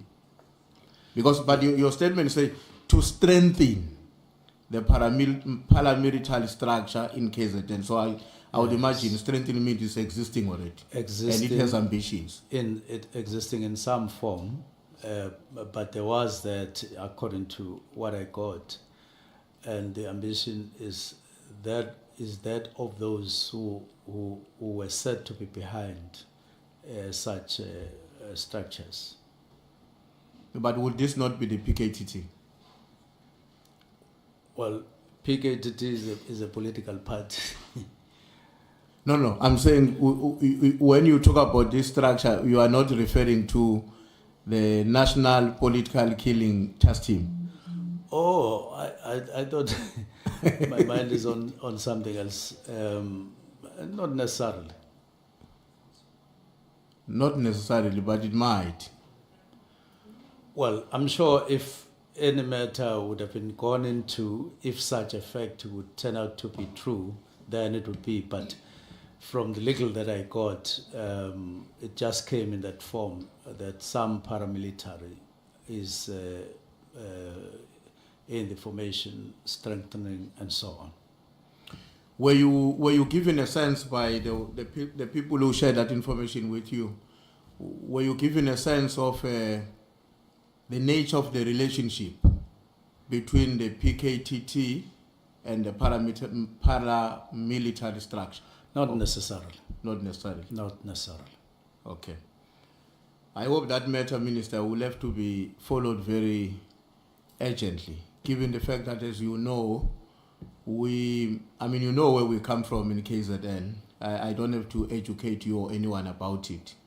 And of course, if at your level there's an observation of a structure like that being in existence and with its own ambitions, which I would imagine are devoid from the ambition of the South African security forces, that does present a particular threat. I agree with you fully. Thank you. And then, Minister, the meeting that was, I think you've dealt with this question at a different level, about the meeting that was requested by General Mchunu, in which he wanted to attend with all these other people, including Mr. Brown Mohotsi, who is not a part of the organization. Now, I know you responded why you did not grant that meeting, and you explained, and you had a plan that you were also having an intention at some point to have a one-on-one with General Mchunu. Yes. So that he can have an opportunity to express himself and you can understand each other. Yes. But some of the issues that resulted in you not taking that direction, and this may not be exhaustive, but some of those issues was the level of anger on his part and the threat that he meted against you. What would you say to a South African that is sitting somewhere and saying, in that environment, was it not the case that the individual interest or circumstances of the minister, our minister, remember this is our minister, all of us as South Africans, were now taking precedence? They were taking precedence over national interest. Because here is a very senior general. I'm saying senior because it's a provincial commissioner, and he says, among other things, when he's asking for a meeting, besides his family issues and what, but he begins by talking about internal challenges in the organization. Now we are sitting there as a South African, you hear that part of the reason that the minister could not meet with this general were around the question of the threat and the anger of the general. How would you respond to this South African who say, maybe at that moment, the individual interests of the minister were taking precedence over our national interest? Not really, because I decided that the meeting would rather take a different form. Let me start with a meeting of General Masimula and General Sibia. Let me then go to the meeting with General Sibia and General Mchunu, which were not my interests, beyond that of the nation. So I decided a different angle, or to start the meeting in a different way. These other ones, his posture after, as a reaction to my directives, was not uppermost at that time. But they were in the environment, as I said before. But the main thing was, so General Mkhwanazi is talking about internal issues. He's mentioning these people. Perhaps I should start with the two whose matters are kind of buzzing in subs at head office from where I sat, so that we move and so on, intensify these interactions. If there are problems, let's resolve. At some point I said to National Commissioner, could he give me an opportunity to resolve or to approach General Sibia on his own matters as alleged and so on. So I was very keen to actually not leave anything, but in the context of that request, but also in my own right, because I was sensing that there is a certain level of turmoil. So never did that happen, or nearly happen, that I had personal interests on the matter. I was just putting it aside, looking at it, how it would develop, that kind of reaction. And we're going on to work with my side on that, on the side.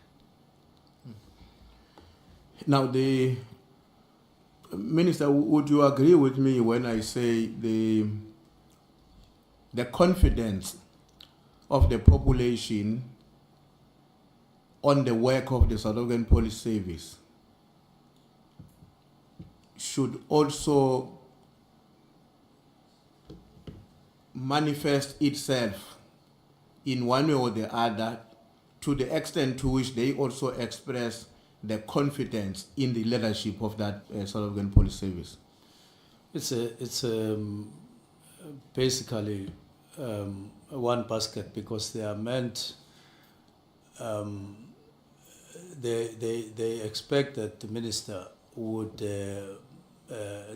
make efforts to raise the bar or raise confidence of South Africans to law enforcement in one way or the other, where it is to a high level and so on. So it's somehow tied. It's a chain in a way. Okay.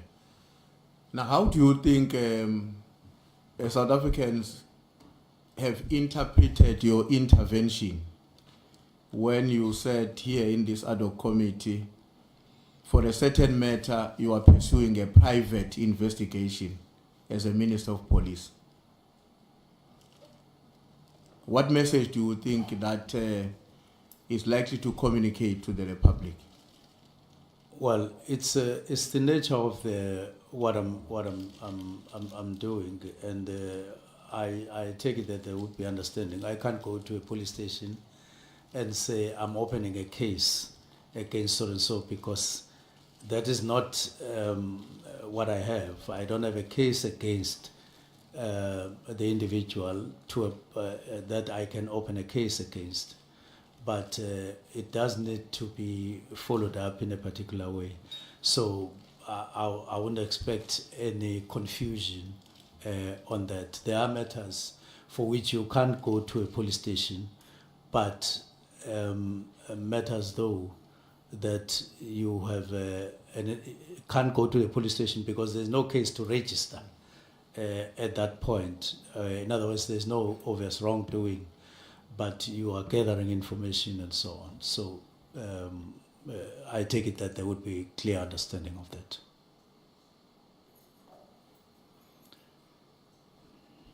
Honorable Sangoni.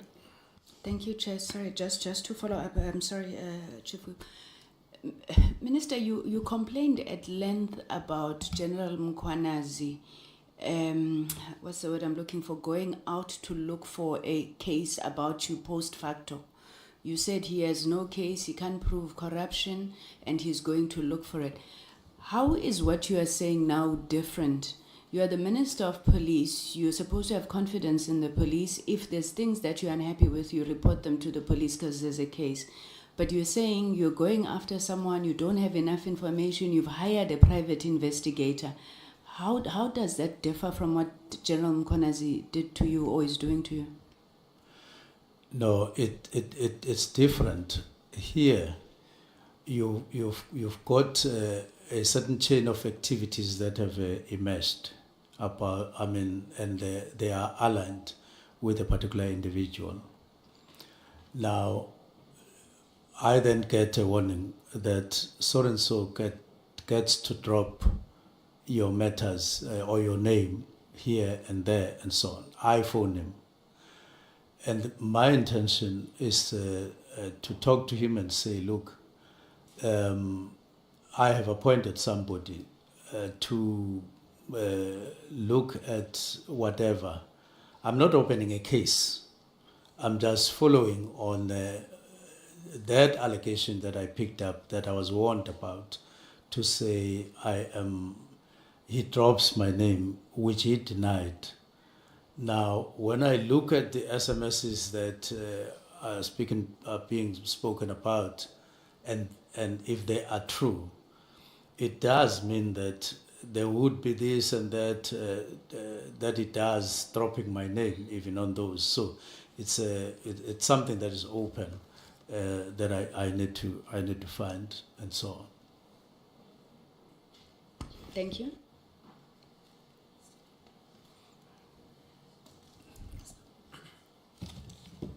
Chief Whip, you may proceed. Okay, no, thanks, Chair. Let me just give a second to the lawyer still giving some information to the minister. No, I'm not a problem. I just want to be certain that the minister can hear me.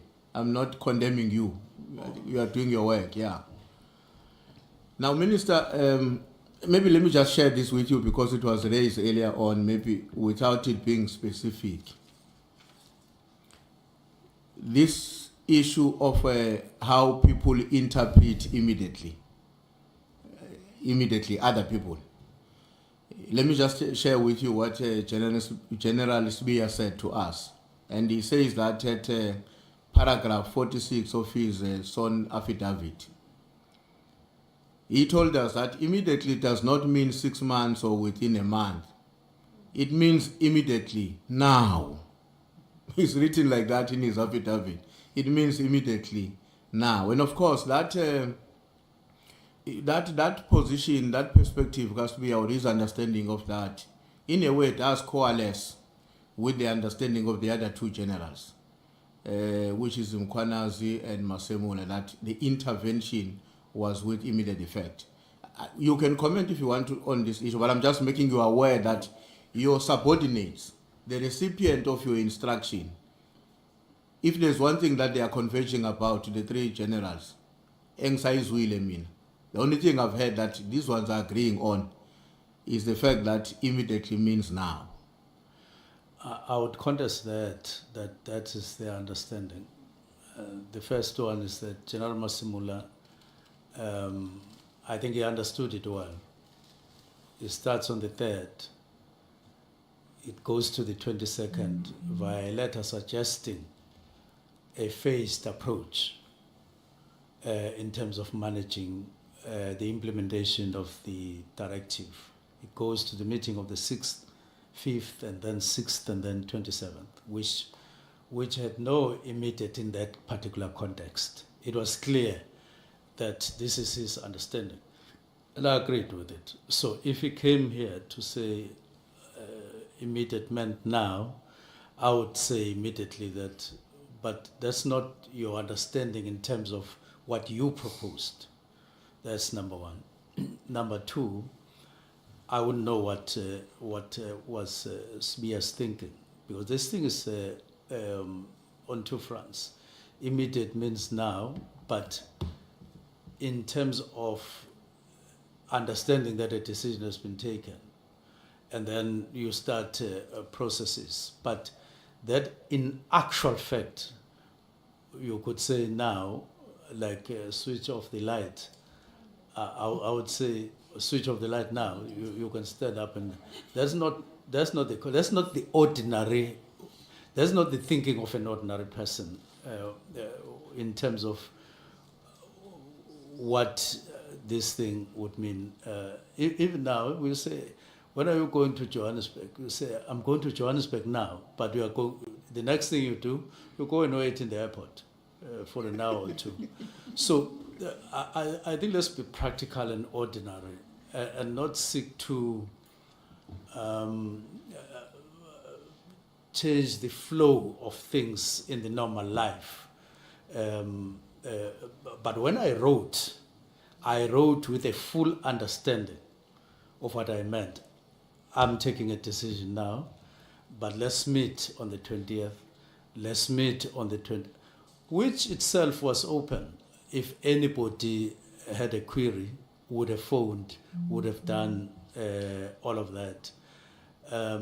But it's a, so I don't think we need to be fussy and rigid in terms of the meaning of immediate, even though it's applied. It has to be applied, like any other, I would say. And I even went on to say it's not like in a drill. I made an example. You can, so people can argue and so on. Otherwise, but when I wrote, that's what I meant. That's how I saw things. That's why I wrote preliminary report. Even though I had said now, but said preliminary report, and I pointed at the 20th, and then later. And I know you don't stick with your dates necessarily like a robot. Sometimes things get postponed and so on. So it was in that context. Chief Whip, let's just hold it there. Okay. I see you are left with very, very few minutes. I see there are 3 hands there. The minutes left are 4 for you, Chief Whip. No, the 4 minutes is more than enough for me. Yeah, no, I'm informing you that, your time left is 4 minutes. Honorable Skosana, Honorable James, Honorable Ngola. Thank you, Chair. I thought that the minister by today, you will have accepted, the issue and the meaning that, it's like they are insulting our intelligence. Explaining this issue of immediate as if we don't understand, and mhlambe asazi ukuthi immediate usho ini. And this already there was an illustration here. If you tell your driver that he must stop the car immediately, your driver will think and stop 100 kilometers away after you told him to stop the car. It can't be. I think, Minister, you must accept that immediate means immediate, not what we are trying to, the way you are responding to us is like we are going around the bush. We understand exactly what immediate means. Please respect us, Minister. Thank you, Chair. I'm ruling you out because I thought you are asking a clarity-seeking question. Honorable James. Chairperson, we must be mindful of the fact that there are children watching. And I think it's really, I want to agree with Honorable here. I think it's really insulting our intelligence to be going over this and saying that the word immediately may mean now or later and coming up with all of these examples. Can you not insult us like that? Can we just be clear? There's then a clear language barrier that is then evident in this room that we've been entertaining for the last couple of days, and we've been dragging on issues based on the simple meaning of words. Chair, we cannot continue like this. It takes up so much time. In every engagement with so many of the members, we've had to unpack what the word immediately means, and so many other words. Please protect us from this blatant undermining of our intelligence. Thank you, Chair. I'm ruling you out of order because it's not a clarity-seeking question. Honorable Ngola. Thank you very much, Chair. Chair, the Minister in his response to the Chief Whip, he makes mention of the fact that anyone who would have had a problem with the immediate provision in his directive would have extended even a call to him to get some clarity if a need arises. Now, I'm taken aback, Chair, because if that would be a proper or adequate modus operandi, would we be here if the minister had extended a call to General Mkhwanazi when it was reported by his chief of staff that General Mkhwanazi is angry and making threats? The same way he did when he heard that Brown Mohotsi is name dropping him, he extended a call. Would we actually be here had that particular modus operandi operated way before this thing bested in the manner in which it has bested now? Thank you. Okay. Let's do like this, honorable members. Minister, Honorable Minister, you have given many examples trying to explain the word immediately. And the last examples are the ones that you have just given now. Yes, no, I will come to you. About switching off the lights.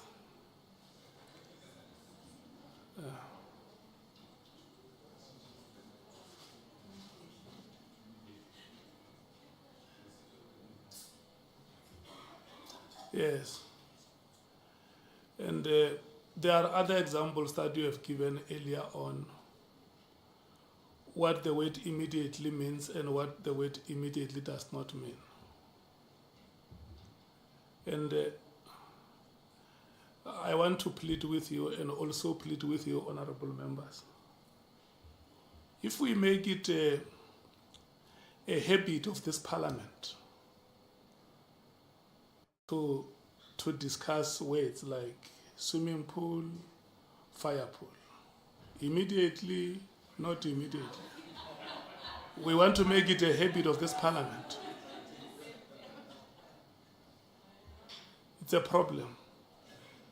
We are leadership. A swimming pool must stay a swimming pool. And immediately must stay immediately. I don't see us wasting any time, Chief Whip, trying to discuss English words here. It's very clear. So immediately is immediately. We know it, Minister, what it means. It means now. Yes. Yes, it cannot be any other thing, and I just want us to move away from being hostages of semantics. There is an established understanding of what the word means. So we can't be a parliament that is known for what it is not supposed to be. Thank you so much. Honorable Nomvalo, your hand was up. Yeah, no, on the same issue, Chair, I know that you have closed it. But maybe you are hard on the minister. Maybe he has a source that he uses which describes the word differently.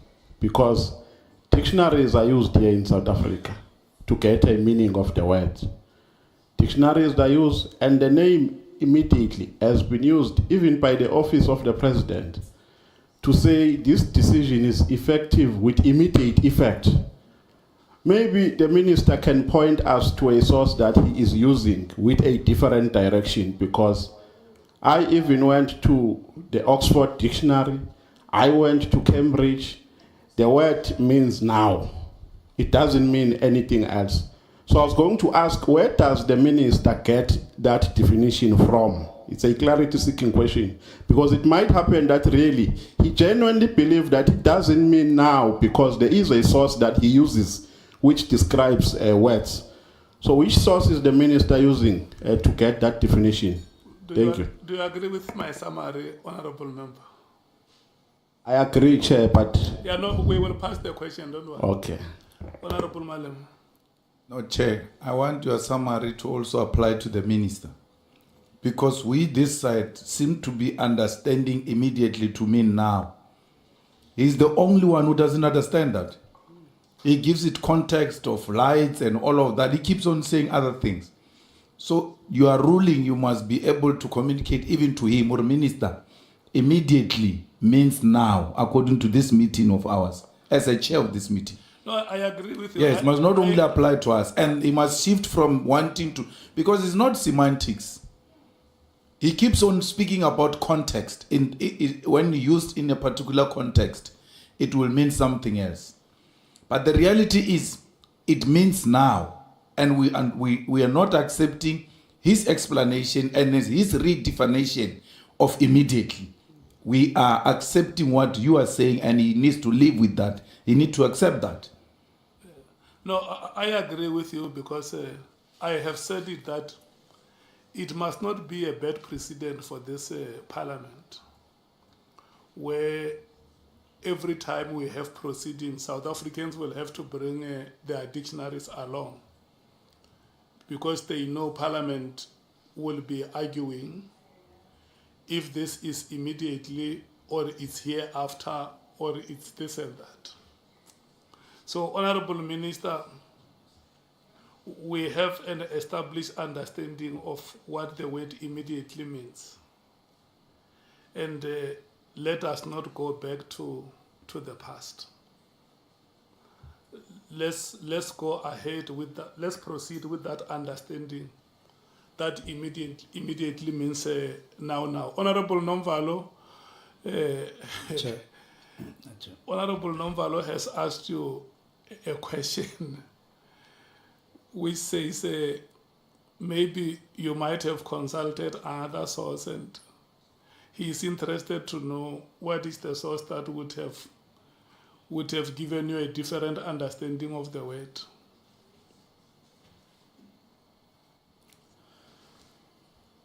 I wrote immediately. And then I said preliminary report. And then I said Minesco.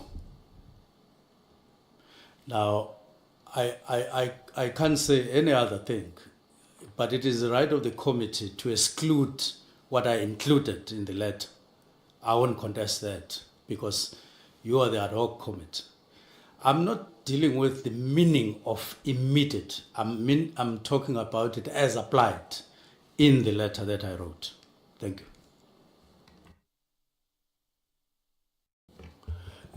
No, honorable members, let's proceed. Chair. Hello, Honorable Malem. Minister, are you accepting the ruling of the chairperson? Honorable Minister, are you able to respond to the question? The chair is chairing the meeting. And Are you accepting? We said we accept. He even asked us, do you accept my ruling? He asked Honorable Nomvalo if he accepts his ruling. So I'm asking you through the chair, do you accept his ruling? I feel there is a prejudice I will suffer if I accept it as it is, the ruling. But, and I'm saying I have no problem with the committee deciding. But I feel that we can't exclude these other two words that I included. Okay, I see Honorable Brayden Bach and Honorable Ngola's hands are up. Thank you, Chair. This point is dead. It has been flogged to death. I kind of wish it was me that had been flogged to death, but it has been flogged to death. We cannot, and neither can you, with the greatest of respect, tell the minister what to say. His evidence is his evidence. His answers are his answers. If you don't like them, you can cross-examine him on them. And if you still don't like that, you can argue it at the end. But we, and neither can you, put words in his mouth. That is just patently wrong and unfair, and I don't know any process that allows it. Honorable Ngola. Chair, you unfairly clubbed my question with people who were talking about immediately, and my question was differently packaged on the issue of the modus operandi the minister was suggesting people should have done. But it's fine, maybe the minister can make sentiments on it. But I want to check, now that this matter is coming to a close, that the minister says there is a context, and the context is that immediately then the 20th. And that is not the context in my understanding. Yeah, no, I don't want us to debate the matter. I want the minister to respond to that question that you have asked, and we move ahead. You had earlier asked a question. So if we were going to keep on debating immediately on Medelec, I don't think that it's going to help us. Do you allow me to give the minister a chance to respond to the question that you asked? It's fine, Chair. You can restate the question so that he remembers what you... I got it, Chair. You got it? Yes. Okay, thank you so much. Now, I was at that time merely indicating what could have been the case to clarify whatever, if there was any reason, if there was a reason to clarify it. It's a normal thing that if there's something like an instruction or a letter you don't understand, you can phone, you can ask for a meeting and on the site and so on. Then when you talk about General Mkhona's, that could have been done as well. I could have lifted the phone and say, I pick up that you are angry, but I didn't choose to do so. I chose to be quiet and silent on the matter and observe what's happening. Thank you. Yeah, Chief Whip, may you use your last 4 minutes. You remember my 4 minutes? Yeah. Okay. No, thanks, Chair. No, I would stick to that 4 minutes. By the way, the reason I was raising this point, Minister, I know that my colleagues have taken it to a different direction. The reason I was raising it was because I wanted to bring to your attention, to draw your attention to the fact that the subsequent actions in the department following your directive were done on the basis of a particular understanding of what the directive meant. That's all I wanted to say. And I'm not contesting your argument about the context and all that we're saying. I wanted just to draw your attention to the fact that the way in which processes evolved in the department were driven by a particular understanding of the directive. Now, I want to conclude by, I'm just going to read a few things here and then ask the last question, Minister. You don't have to write them, or you can write them, but it's things that, it's just to connect the many dots up to date. The first one is that you wrote a letter on the 31st of December. The second one is that Mr. Nkabinde, without your instruction, shares the letter with all the PAs, which I want to contend it would not have excluded General Sbia until I'm proven otherwise. The third point is that Mokhotsi talks to Matlala immediately following the directive being out. In terms of the evidence that has been shown in the papers presented before us, there's an indication that they, soon after your directive, started to converse over WhatsApp. The fourth point is that Mokhotsi and Sbia often find time to either talk to each other or even to meet. Sometimes they even meet where they were not expecting each other, but Mokhotsi will come across to greet. Number 5 is that Usbiya, after your directive, he immediately directed that Tama dockets must be brought back to the head office. Number 6 is that no work was done on any of those dockets when they were taken back to the head office for that 4 months. And when they were brought back, I think in less than a month after they were brought back, some arrests have taken place. Number 6 or number 7 is that when Mr. Matlala had a problem with his tender, he decided to go to the sub's headquarters or wherever, but to meet General Sbiya when Sbiya was the acting national commissioner. Number 7 is that in July, you issued a statement distancing yourself from Matlala, and then you directed your lawyers, as was, I think, engaged on the input made by Honorable Malema, which resulted in an affidavit or whatever that has happened. Now, here is my question then, Minister. With all these coincidences, that in and of itself present a serious conundrum on the state of the security in our country. These coincidences, all of them. Because from where you are sitting, these things are not coordinated to happen the way they happen, but this is how they happen in terms of the evidence before the people of South Africa. Now my question is, and this is my last question obviously, now as a cadre of our movement, and I'm using that deliberately, because as you know, I'm the chief whip of the ANC. As a cadre of our movement, how do you intend to restore the public confidence and the trust to the Ministry of Police, to the nation, and lastly, to our movement, given these allegations?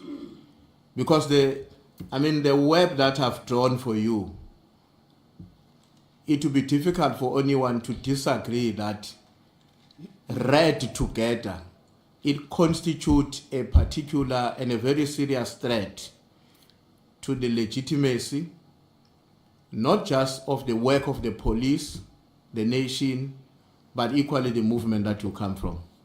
Thanks, Chair.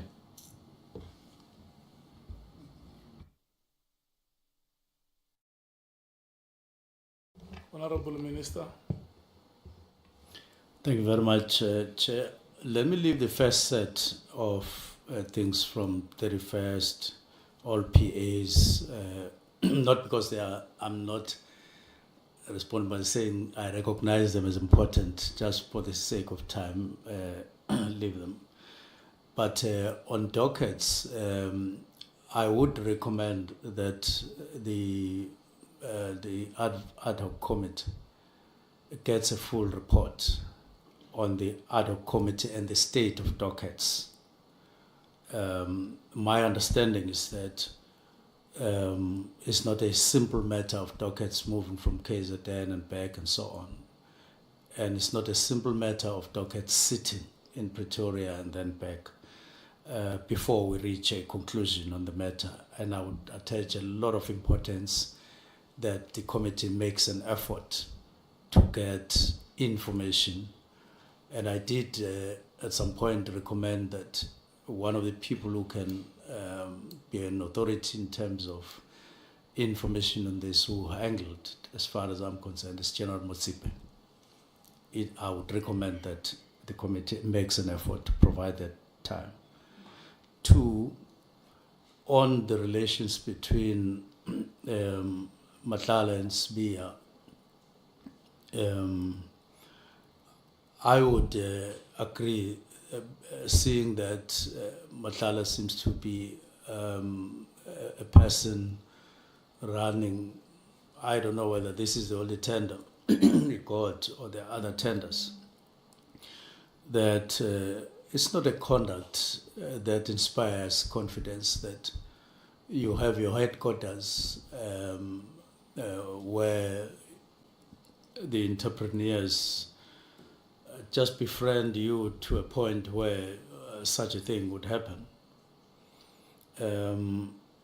And it does affect confidence, for instance, to other tenderers or tenderpreneurs and so on, to say, so-and-so is able to run up and down, but I am also a businessman, I'm not able to run up and down, it's a problem. One of the things that I can mention in this regard is that somewhere in January, the offices of crime intelligence in East London, somebody just walked us to get inside the gate, proceeded to the offices, asked for a particular officer, went there and said, once he was there, declared the office a crime scene. Now, once declared a crime scene, he made a demand of, I think, 1.2 million or so. And then the officer in that office went out, came back with 1.2 million, gave it to this person. Person climbed down, walked out of the building, out of the gate, just walked, no car, and then walked and disappeared, although subsequently arrested by DPCI. But I'm saying those things, they contributed in one of the directives to say, what kind of people do we have in crime intelligence? And in Randburg as well, there was also a report that 600,000 disappeared from the hands of officers who were there, distributed it to amongst themselves and so on. So those are the matters. So I would say it does take confidence. It does need to be looked at our behavior in relation to business people and so on, if we are to inspire confidence.